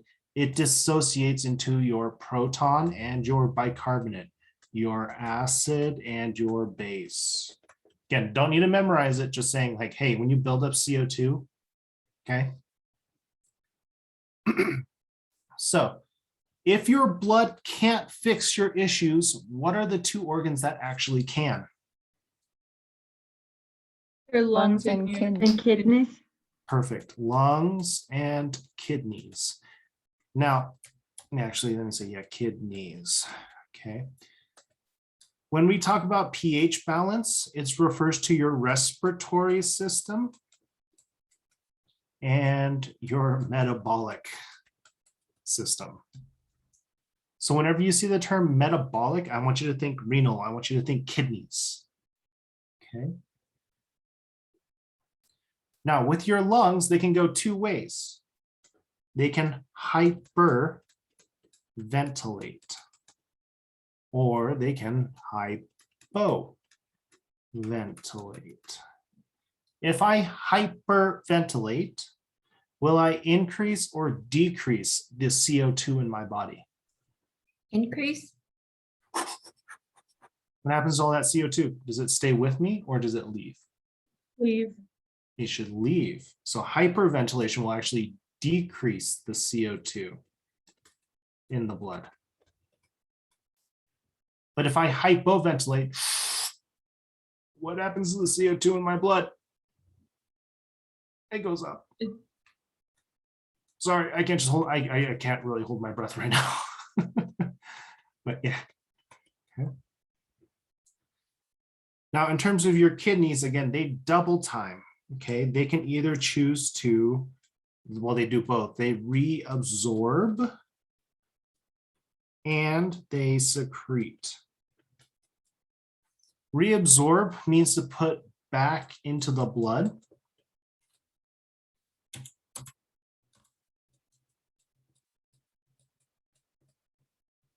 Secrete means put into urine. Okay. They can do that with bicarbonate or protons.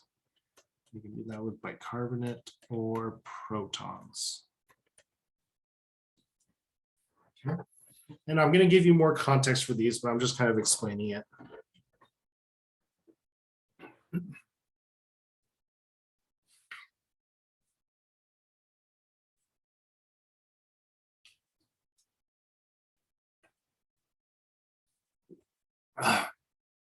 Okay. These four terms. Oh, dear God, if I cannot make a more ominous title. These are going to show up in every single class here on out, including farm. Okay. You need to know these conditions. You need to know how to translate these conditions. So let's kind of explore these a little bit. First up, we're going to be kind of translating these. So let me say translation. Okay, what's going on here? Patient comes in with metabolic acidosis. So acidosis, let's start there. pH high or low? Low. Perfect. That means they have a low pH. Why? Why are they acidic? Now, that's where the first part comes in. Why are they acidic? I.e., which organs are failing in metabolic acidosis? Kidneys. So low pH due to renal, I'm going to say dysfunction. You can say failure, that's fine. Okay. So metabolic acidosis means your kidneys are failing, making you low pH. What about metabolic alkalosis? Who wants to translate that? It has to do with your kidneys? Mm-hmm. What's my kidneys doing?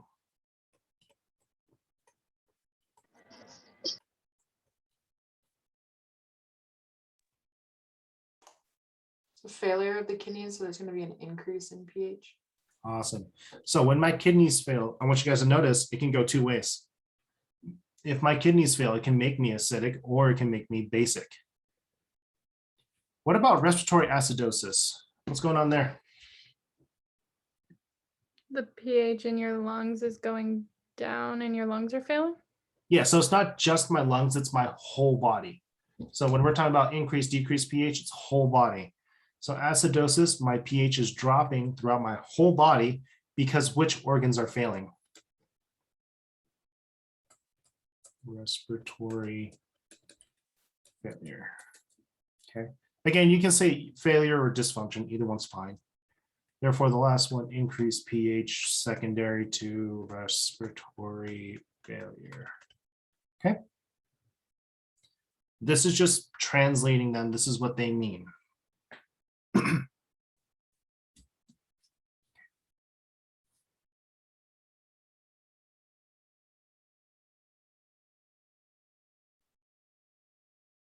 Okay. Now, this next slide here, I would recommend do not memorize this. I want you to make your own chart. I need you to be able to reproduce this, not from memory. Not from memory. I need you to be able to walk yourself through these, okay? So we're going to take it one step at a time. But again, the whole goal here is don't try to memorize this. It's going to hurt. What's important here is I want you to understand how to go to step 1 to step 2, okay? So when it comes to failure, there are 2 ways I can fail. Either I can fail making me acidotic or alkalosis. Sorry, I lied. I'm sorry. Sorry. When we're talking about failure, what are the 2 organs that could fail? Sorry. Your lungs and your kidney. Cool. Respiratory or metabolic. Perfect. Now, my lungs can fail one of 2 ways. Either they can fail and become acidic, so acidosis, or they can fail and become alkalotic, alkalosis. Metabolic, same thing. Okay.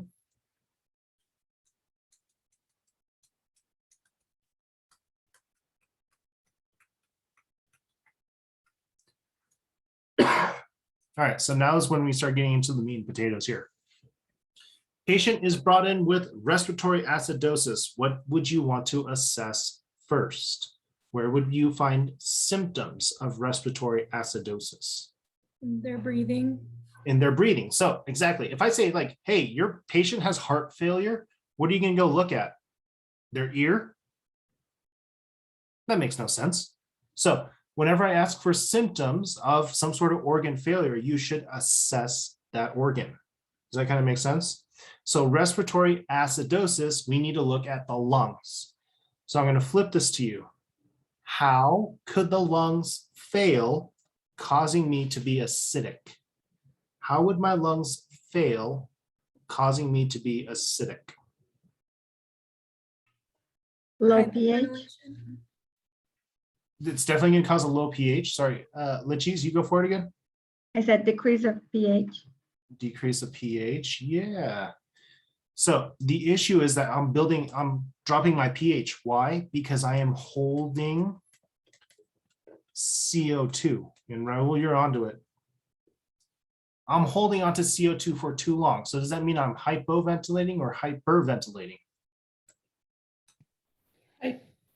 Hypoventilating. Perfect. So what symptom should the nurse expect with a patient with respiratory acidosis? Low breathing, like Breathing. Low respiration rate. Low respiration rate, low breaths per minute, hypoventilation. Bingo. Okay. Flip, patient is brought in with respiratory alkalosis. What symptoms should the nurse anticipate? hyperventilation. Ventilation. Why? Because they're not getting rid of CO. Opposite, it's not. They're not retaining the CO2. They're not Releasing retaining CO. it, yeah. The way I kind of think is they blow off too much CO2. That's the way I kind of think about it.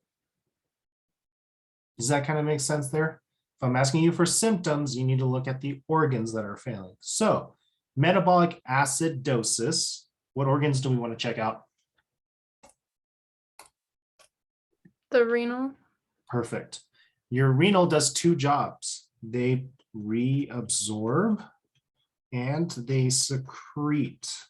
Now remember, reabsorb puts back into my blood, secrete puts into my urine. I am in a state of acidosis. What am I putting back into my blood? What am I reabsorbing too much of? Hydrogen? Yeah, hydrogen or that proton. Okay. And what am I peeing too much of? The bicarbonate? Perfect. So, patient comes in with metabolic acidosis. What kind of urine would the nurse anticipate? Acidic or basic? Basic. Basic. Perfect, because they're peeing out all their bicarb. They're peeing out all of their bicarb. Alkalosis is just flipped. They're reabsorbing too much bicarbonate and secreting not enough protons, or they're secreting too many protons, therefore making them basic. Okay. Now you have two organs working on pH balance, your lungs and your kidneys. If one goes down, the other one should compensate. Kind of makes sense, right? If you got two nurses on the floor, one calls in sick, guess what? The one that's still there, they have to compensate. So if you have respiratory acidosis, what organs are failing? Lungs. The lungs. Therefore, who has to compensate? The heart. Nope, the heart doesn't do pH balance. The kidneys. Kidneys. So let's take a look at the first one up here. If we talk about respiratory acidosis, my kidneys need to do something. Okay, and my kidneys do two things. They reabsorb and they secrete. Now notice I am acidic. I am acidic. What would I want to put back into my blood to help balance me out? Bicarb? Bicarb. And what would I want to pee out? What do I have too much of? Hydrogen. Hydrogen. Does that kind of make sense there? This is what I'm talking about. There's a logical progression here, okay? With respiratory alkalosis, again, it's up to my kidneys. My kidneys reabsorb and they secrete. The way I think of this, with secretion, you want to secrete what you have too much of. In respiratory alkalosis, what do you have too much of?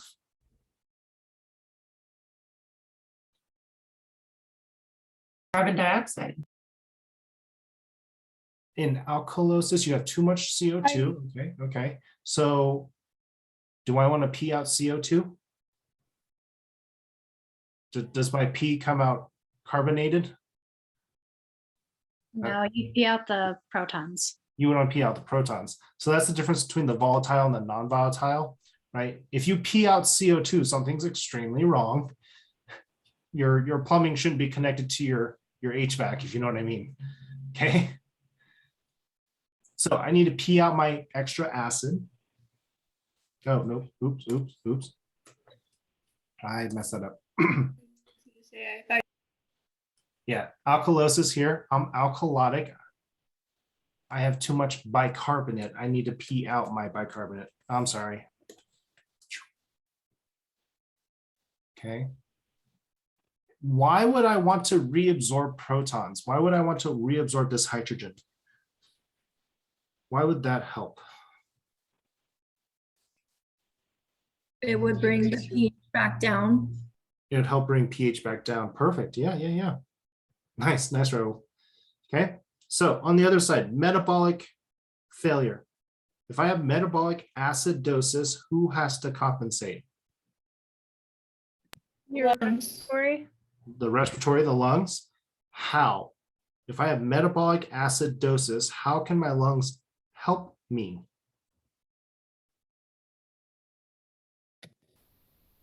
Hyper. My lungs will want to hyperventilate.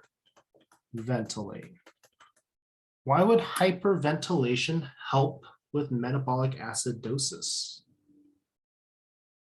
What would I be breathing out if I'm hyperventilating?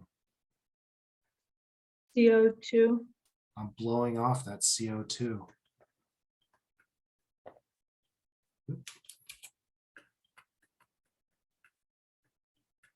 Okay. Metabolic alkalosis, therefore, is hypovent because that will hold CO2. So again, I recommend you guys be able to reproduce this on your own. Walk yourselves through. Don't try to memorize this. It's going to hurt. The entire time you should be asking yourself, why? Why does the body do that? Why does the body do that? Why is that next? What's the logical step? Okay. All right. Today's Monday. I decide to go and buy way too much Robitussin and I overdose on codeine. What kind of failure would I experience? Renal. Yeah, okay, that's a terrible question. You're right. You're right. You're right. Not what I was going for, but I just phrased it terribly. Okay, let's just jump to it. I just go do a bunch of heroin. It's cheaper than Robitussin. They don't check your ID. I do a bunch of heroin. What does that do to my respiratory rate? Slows it down. Increases it. Increases it. Does it? Does it? Opiate? It decreases ventilation. Increase. Yeah, it suppresses that respiratory drive. So if I take too much of an opiate, what am I at risk for if I am not breathing anymore? Respiratory acidosis. Respiratory acidosis. Yeah, I take a bunch of opiates. I'm not breathing. I am hypoventilating. Therefore, how would my body compensate? Metabolic alkalosis? No, acidosis. Try to. Yeah. Metabolic alkalosis. It would try to reabsorb the bicarbonate and secrete out those protons. Okay. So what I'm getting at here, guys, it's really hard to tell the difference. But in the question, make sure you're careful. Make sure you're looking for, am I asking for symptoms or am I asking for compensation? Okay, I'm going to say XY patient, what are their symptoms? XY patient, how would they compensate? Two different things. They kind of are very similar though. Okay. Can you explain how like the CO2 and the bicarbonate and all that like equals out to like fix each other? Does that make sense? Yeah. CO2 plus water is acid. So if you hold on to CO2, you're building an acid. When would that be beneficial? Well, if you're too basic, right? So maybe another example here. Theata, for all those theata nerds. When somebody is hyperventilating on stage, okay, somebody is hyperventilating due to anxiety. What are they at risk for developing? Well, this person's hyperventilating. That means they're blowing off all their CO2. There's less CO2 in the body. That means there's less acid in the body. Therefore, are they going to be more acidic or basic? Basic. That's why they pass out. Okay. They're hyperventilating, that raising their pH. Now, do they pass out immediately? No. Because they got that buffer, right? Okay. This is why you give them the bag, so that way they can re-inhale that CO2, so therefore they don't start messing with their pH. So the whole idea there is CO2, that's your volatile acid. It's an acid handled by your lungs. Protons, bicarbonate, those are handled by the kidneys. That's still an acid, that's still a base, but it's not a gas, it's in solution. Okay. Does that kind of help? Yeah. So compensation we kind of talked about here. Respiratory, two options. Either you can hyperventilate or you can hypoventilate.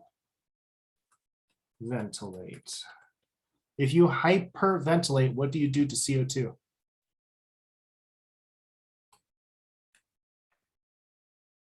You're not retaining it. You're not retaining it. I think of blowing it off. Either one works. And if you hypoventilate, what are you doing to CO2? Holding on to it. Perfect. Okay. Kidneys, 2 options. What are the 2 options of your kidneys?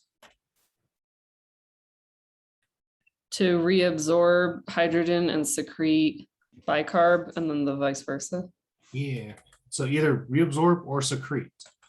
And it can go either way. Okay.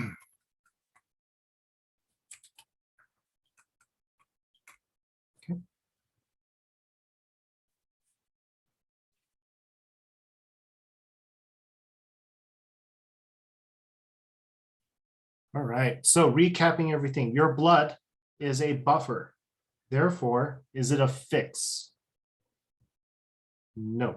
Your blood only buys you time. The 2 fixes, the lungs and the kidneys. Okay. This one here, your pH can affect your central nervous system. Okay. Central nervous system being the brain and spinal cord.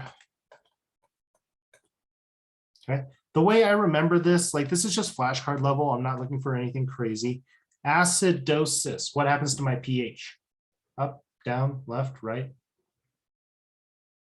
Yeah. Decrease.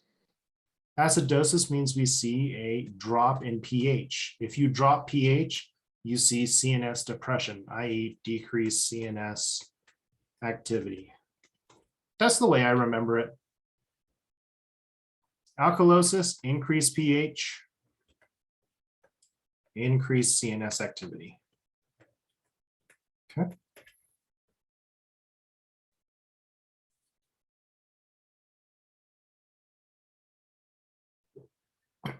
Now these slides right here, you do not need to memorize. Do not need to memorize. Just going to help you understand metabolic acidosis.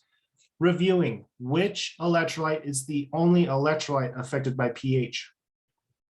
Which electrolyte is the only electrolyte affected by pH? Potassium. Potassium, because acidosis causes hyperkalemia. Alkalosis, therefore, causes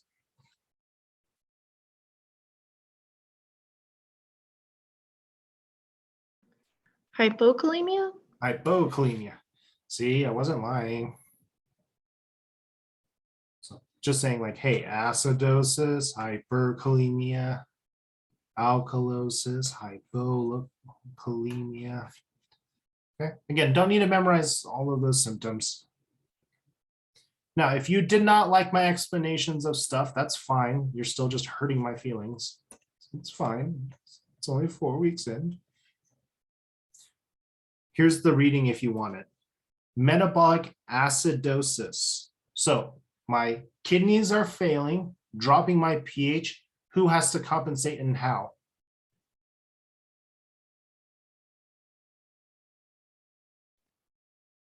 The lungs compensate, or the respiratory. Through hyperventilation. Increase respiratory rate and thus blow off CO2. Ta-da! Metabolic alkalosis, therefore, again, it's up to the lungs, done via hypoventilation. Okay, again, this is just if you didn't like my explanation, here you go.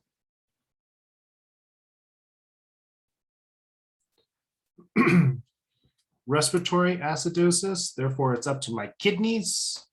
My kidneys need to excrete protons and retain or reabsorb bicarbonate. Respiratory alkalosis, just the opposite. Kidneys will compensate via increased proton reabsorption and increased bicarbonate excretion. Okay. So exactly what we talked about, just words if you like them better.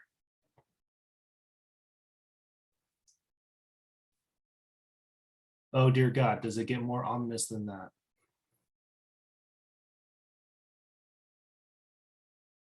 Please know these. I'm going to straight up tell you in foundations, you get a 5-minute review and you jump right into it. Need to know these well. Okay. All right. So almost there. I'm going to tell you right now, this is going to be your free response or your short answer. No, it's not just lab values.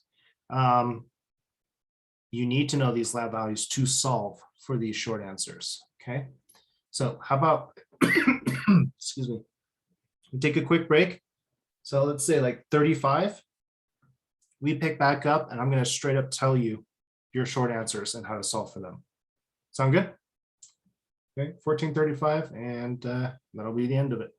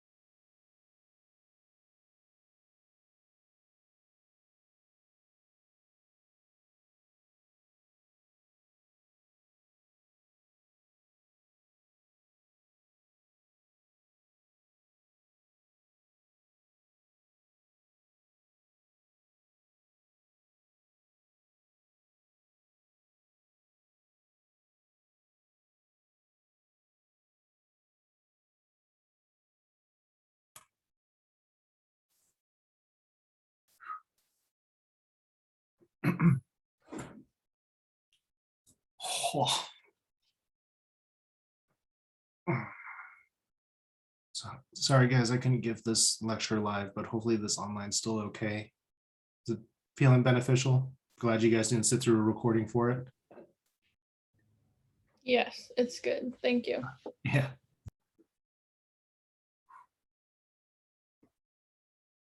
When will the recorded version of this be up, if at all? It will be. It will be. I don't know. I'm home, so like 4. As soon as I get the link to upload it, I'll upload it as soon as possible to all the cohorts. Yeah, just because I also know that not everybody's here, so I'm really glad that you guys can make it though, because this is such an important lecture. Yep, it'll be on YouTube. Yep. So, and yeah, the last quarters was fun, but I just don't like the audio. So hopefully this kind of helps out with being a little bit more interactive as well. All right, so this is going to be getting into ABGs. ABGs. Arterial blood gas analyses. You're going to be solving for ABGs in every class except pharm so far. Okay. Now, what you need to know pH of 7.35 to 7.45. That is your operational range. Does anybody remember the ideal set point? 7.4. Perfect.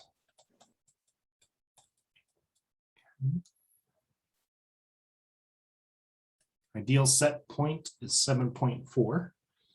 CO2, you need to know, is 35 to 45. Your bicarbonate is 22 to 26. Okay. To reiterate, you need to know these for your exam. No, I'm not just straight up asking you what these ranges are. You need to know these ranges, i.e., will you be given these ranges on the exam? No. Okay. What does the P in PCO2 mean? Great question. Pressure, partial pressure of CO2. It's not going to make any difference for me at all. It's just the units that they use to measure it. But yeah, partial pressure of CO2. Okay. So when it comes to blood gas analyses, this is the method. 3 steps. Not that bad, but it can be confusing. Okay. What I'm saying is these are the possibilities. I would probably just write these down so that way you can have them and then you'll see how we end up using them. Okay, so what's going to happen is I'm going to give you a problem. You need to tell me which organ is failing. Is it respiratory or is it metabolic? You need to tell me how they are failing. Is it because they're acidic or is it because they are alkalotic or basic?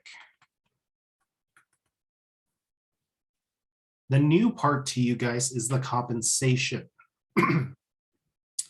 Is it with full compensation, with partial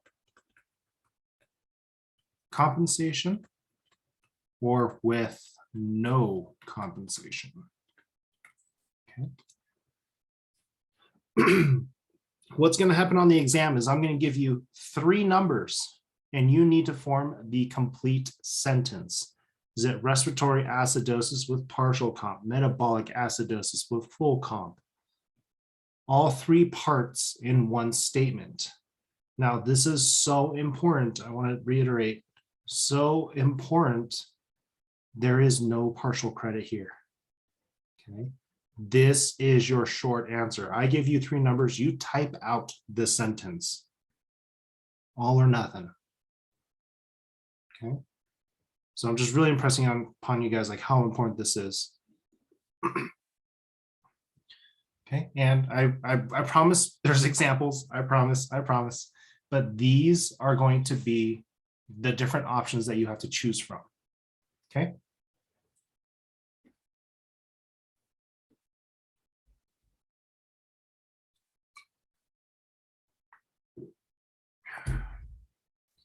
So this is what you can expect on the exam. 3 numbers, and I say, give me a sentence. Okay, so this is when your scrap sheet of paper really comes in handy. First step, whenever it comes to solving these things, write out your ranges. pH. What was the operational range for pH? 7.35 to 7. 1.45. Perfect. And right in the middle is your ideal set point. Now I'm gonna be honest with you guys. If you just rewrite out your ranges every time you do it, you're gonna get the hang of it in no time. Okay. CO2 is, pay attention here. This is where it gets a little wonky. CO2 is 45 to 35. What did I do with that range? I flipped it. I flipped it. I promise to explain why, but just, hey, notice I flipped CO2. Bicarbonate, 22 to 26. Now, why on earth did I flip CO2? So if you guys notice, everything on the left-hand side, is that acidic or basic? Acidic. Acidic. The more CO2 you have, the more acidic you are. That means everything on the right-hand side has to be what? Basic. Basic. Yeah, that's why it gets flipped. Keep that in mind, especially also when the next step here where you sort stuff. So there are many different ways to figure out ABGs. This is the tic-tac-toe method. I personally like this method. It's the most straightforward. Students have told me that it's the most straightforward, so this is what I keep doing. 7.3. Could you move the tic-tac-toe over more to the left, just because like the screen gets blocked by Yeah. the Zoom windows? That's okay. Thank you. Is that viewable if I do it right here? Is that good? So first off, 7.3. Now, which column does it go in? What do you guys think? Acidic, Why? because it's less than the set ranges. Perfect. I agree. So I put pH right in that acid column. Okay. Now CO2, this is what I say, be careful. Remember that we flipped CO2. Therefore, CO2 goes in which column? True. Neutral. Because 40 sits like right about meow. Okay. Bicarbonate. Which column would you put that in? Acidic. Acidic. Okay. So sorted out the ranges. Cool. Now we have to make a statement. Okay. So first off, pH is in which column? Well, we're in that column. Therefore, is this patient in a state of acidosis or alkalosis? Acidosis. So we know it's acidosis. Now the question is why? What organ is dragging me into the acidic column? The So, renal. yeah, what you can always do is look, what is paired with pH? What is also acidic with pH? In this case here, it's bicarbonate. Which organ handles bicarbonate? I heard somebody say it like renal, right? So this Renal. is metabolic acidosis. Okay. Now, question. So let's recap here. Metabolic acidosis, what does that mean? Means that the renal system, the pH is too low, so the renal system's failing. Renal system's failing, causing my pH to be too low. So who should compensate? The respiratory system. The respiratory system, exactly. Now, if we look at this chart here, look at CO2. It is in the neutral column. Think of this like a seesaw. You have two people sitting on one side of the seesaw, and you got one dude sitting in the middle. Is that one dude doing anything to balance out the seesaw? Therefore, how much compensation would you anticipate? None. Exactly. The way I kind of read this in my mind, I am acidic because my kidneys are failing and my lungs are doing nothing about it. That's the way I read it. So this is metabolic acidosis with no compensation. On the exam, if you want to abbreviate with and compensation like that, you are more than happy to. You don't have to write out with compensation or with partial. Like you can just do W/, that's fine. Okay. So couple of things here, and I promise there's still more examples, okay? Think of it like a seesaw. What is the first thing that we sorted? The pH. That's, yep, we sort our pH. That's always where we start in terms of that statement. Okay. How would you determine like if there was compensation or if there was partial compensation? Great question. How about we take a look at patient 2? I got you, don't worry. So step 1, always the same. Write out your ranges. pH 7.35, 7.4, 7.45, CO2 is 45 to 35. Bicarbonate is 22 to 26. So if we do our tic-tac-toe method,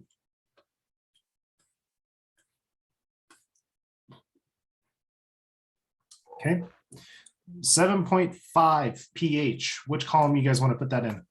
Basic. I agree. 37, where would that go? Neutral, Why? because it's between 45 and 35. Yeah, remember I said we flip that range, we flip CO2, so always double check that.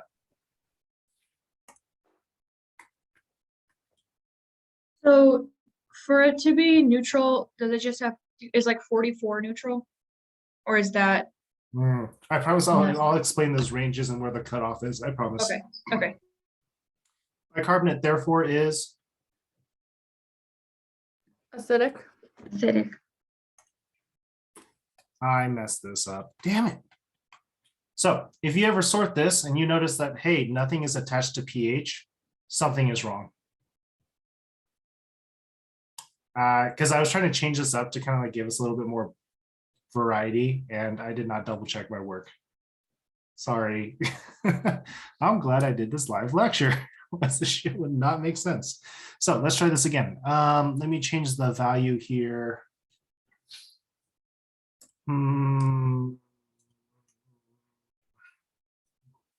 Instead of 37 for CO2, I want you guys to do 32. Do 32 for CO2. My bad. I'm sorry. If CO2 is 32, which column would it be in instead? Basic. Yep. CO2. Sorry, guys, my mistake there. So now that it's right, let's take a look at this. First thing that we sorted was pH. Therefore, what state am I in? It's basic.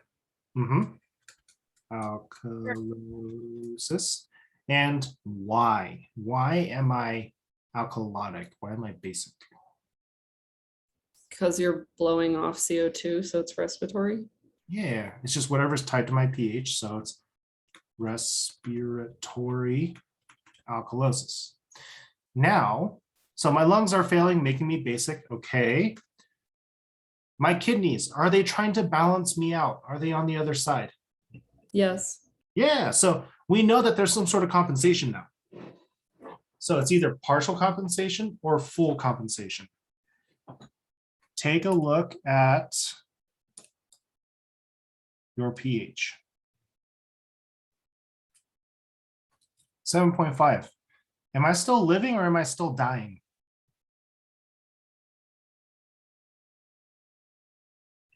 Dying. I'm still dying because I am outside of that operational range. Would you agree? I'm still dying. Therefore, my question to you guys, are my kidneys doing enough to keep me alive? No. Therefore, this is when we say with partial compensation. I got two kids on one side of the seesaw, one kid on the other side, but it is not enough to be operational. So what would the value have to be for it to be full compensation? Great question. Let's take a look at patient number 3. Oh. No, you guys are asking like the perfect questions, and we're going to recap this too. Okay, so taking a look at patient number 3. Hopefully I didn't screw this one up. pH 7.35, 7.45, 7.4 CO2, 45 to 35 bicarb, 22 to 26. Okay, so take a couple of seconds here, sort them out yourself. Make your ABG tic-tac-toe board, and then we'll go from there. Go Do for it, you Emma. do you switch 26 and 22? Nope. Okay. Nope. Okay, gotcha. Just CO2. So that way, everything on the left-hand side is acidic. Everything on the right will be basic. More CO2, more acidic. Less bicarb, more acidic. Mhm.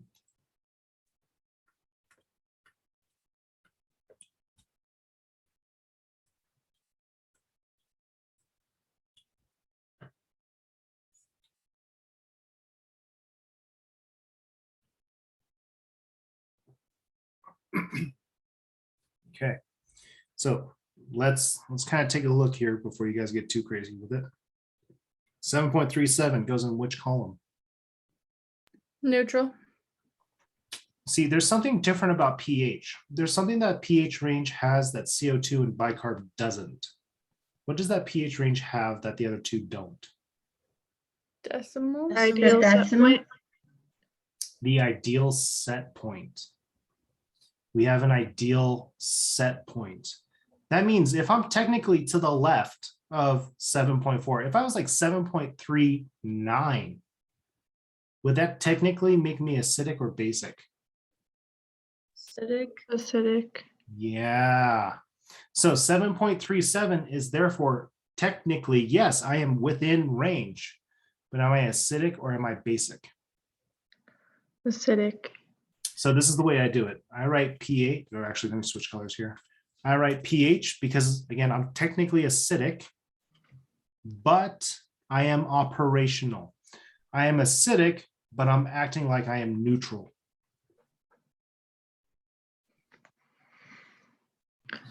Correct. The only time pH will ever be neutral is 7.40. However, I will never give you 7.40. Because if someone's pH is 7.40, what's wrong? Nothing. Exactly. Why are you in the hospital? Right? So again, I will never give you 7.40. I can give you 7.39, 7.41, never 7.40. Okay. So taking a look at this, let's double check your work. CO2 is 30. So the basic column. Bicarbonate is therefore in the acid column. So this is why it's important to still put pH in one side or the other, not just neutral, because therefore this person, are they technically acidic or basic? Are they acidosis or alkalosis? Acidosis, Acidosis. Why? because their Is the pH below 7.4. And what organ is causing them to be in a state of acidosis? Renal. Renal. Okay, now the question is compensation here. Would you agree that we have some sort of compensation? Do my lungs care? Do they care enough to keep me alive? Why? Why would the answer be full compensation? Because the pH is within range, right? Yeah, because my pH is within that operational range. Very good. So a couple of different ways you can think about this. A, if you see that pH is operational, if you see that your pH is in an operational range, instantly you should know what kind of compensation. Should be full. Okay. I don't think that way. My mind doesn't work that way, but if yours does, go for it. I have to solve the whole thing out. Okay. Now, let me kind of recap some of this stuff, some of these ideas here, okay?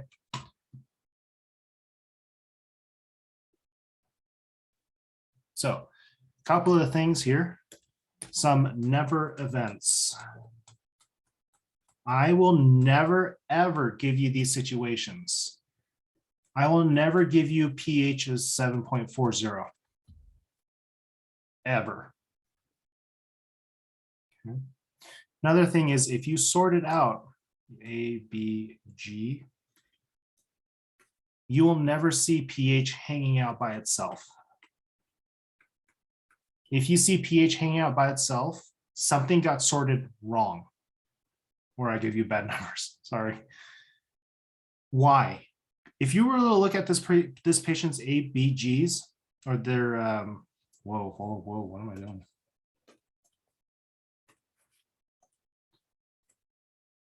There we go. If we were to look at these persons' tic-tac-toe board, their kidneys are trying to make them basic, but they're acidic. That makes no sense. Okay. Another thing I will never give you, I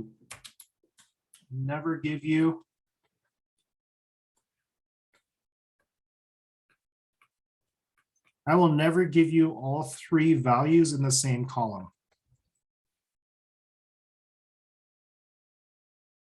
Because that makes no sense. The only time that this makes sense is if your lungs and your kidneys are failing. Therefore, if you have more than 2 organs failing, what state are you in? You're dying. Yeah, multiple organ failure. Do I really care what their ABGs are right now? So again, never will I give you all of them across or all of them in one column, okay? Side note here. If value is in range, let me say if, yeah, value is in range, it gets sorted as neutral. So, example, CO2 of 45. Your range for CO2 is 45 to 35, yes? If I give you 45, that is put into the neutral column. If I give you 35, which column would that go in? CO2 is 35. Neutral. Neutral. If I give you pH of, here we go, here's a trick. If I give you a pH of 7.35, which column do you put that in? Acidic. Acidic, but then I draw that arrow into that neutral column. If I give you bicarbonate of 22, Neutral. neutral, okay? So hopefully this kind of helps you guys out in terms of seeing rules, okay? Now, this is kind of important. Yes, I'm trying to stress you guys purposely and like put a little bit of fear of God in you. Why? Because it's on your exam, because you're going to see it freaking everywhere, because I'm a cringy old man who is feeling miserable and I want to make everyone else miserable. Doesn't matter what cohort you're in, go to your modules. Scroll all the way down to the bottom or near the bottom. Yep, you're going to see the ABG worksheet. What on earth could that be? Is this so important that he decided to make a worksheet for us to practice with before giving us an exam on? Yes, yes, I did. So here is a practice sheet. Here are your 3 values. Your goal, practice with this. Okay, what I would recommend, run through these. I don't have the answers on me right now, so if you ask me what the answers are, I don't know. I have to solve them. When we meet for our second lecture, so cohort A, cohort C, when I see you guys tomorrow, cohort B, when I see you Thursday, we're going to go through this worksheet. Okay, now, are you a paranoid person by nature like me? I got you. Check out that website. That website has even more problems with an answer key. And if you hit refresh, it changes the numbers. So you can get a different problem set each time. Okay, so here are these practice problems. Again, I recommend you guys be able to work them out, try it out. We're going to go over it with respiratory. Okay, in fact, it'll be the first thing we do before we even jump into lecture.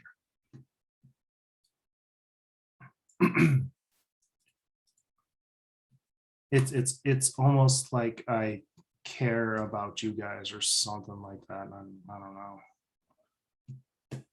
Hopefully you guys found this lecture to be useful. Hopefully you guys enjoyed it being live. Sorry, Sorry it couldn't be in person, but hopefully this does kind of help. Okay. So I'm just kind of erasing this here. I know I'm kind of like over time. I just want to kind of give us a couple of examples here.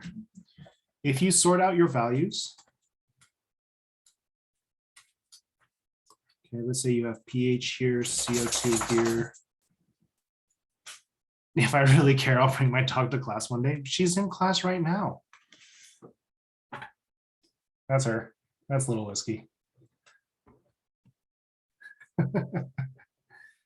All right, so if you were to see this and you sorted it out, how would you read that?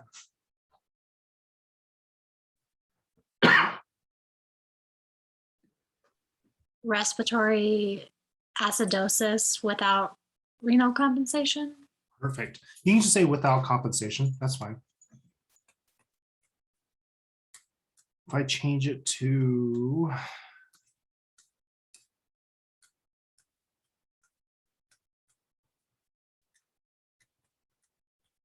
how would that change?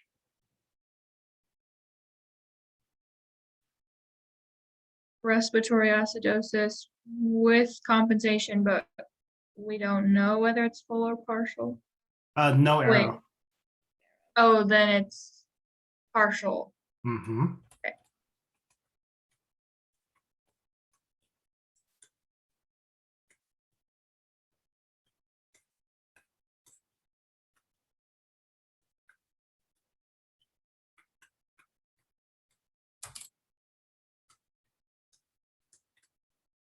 Okay. Anybody want to take a stab at the last one here? Respiratory acidosis with full compensation. Perfect. Does that kind of help seeing all of them, all the different possibilities in one side there?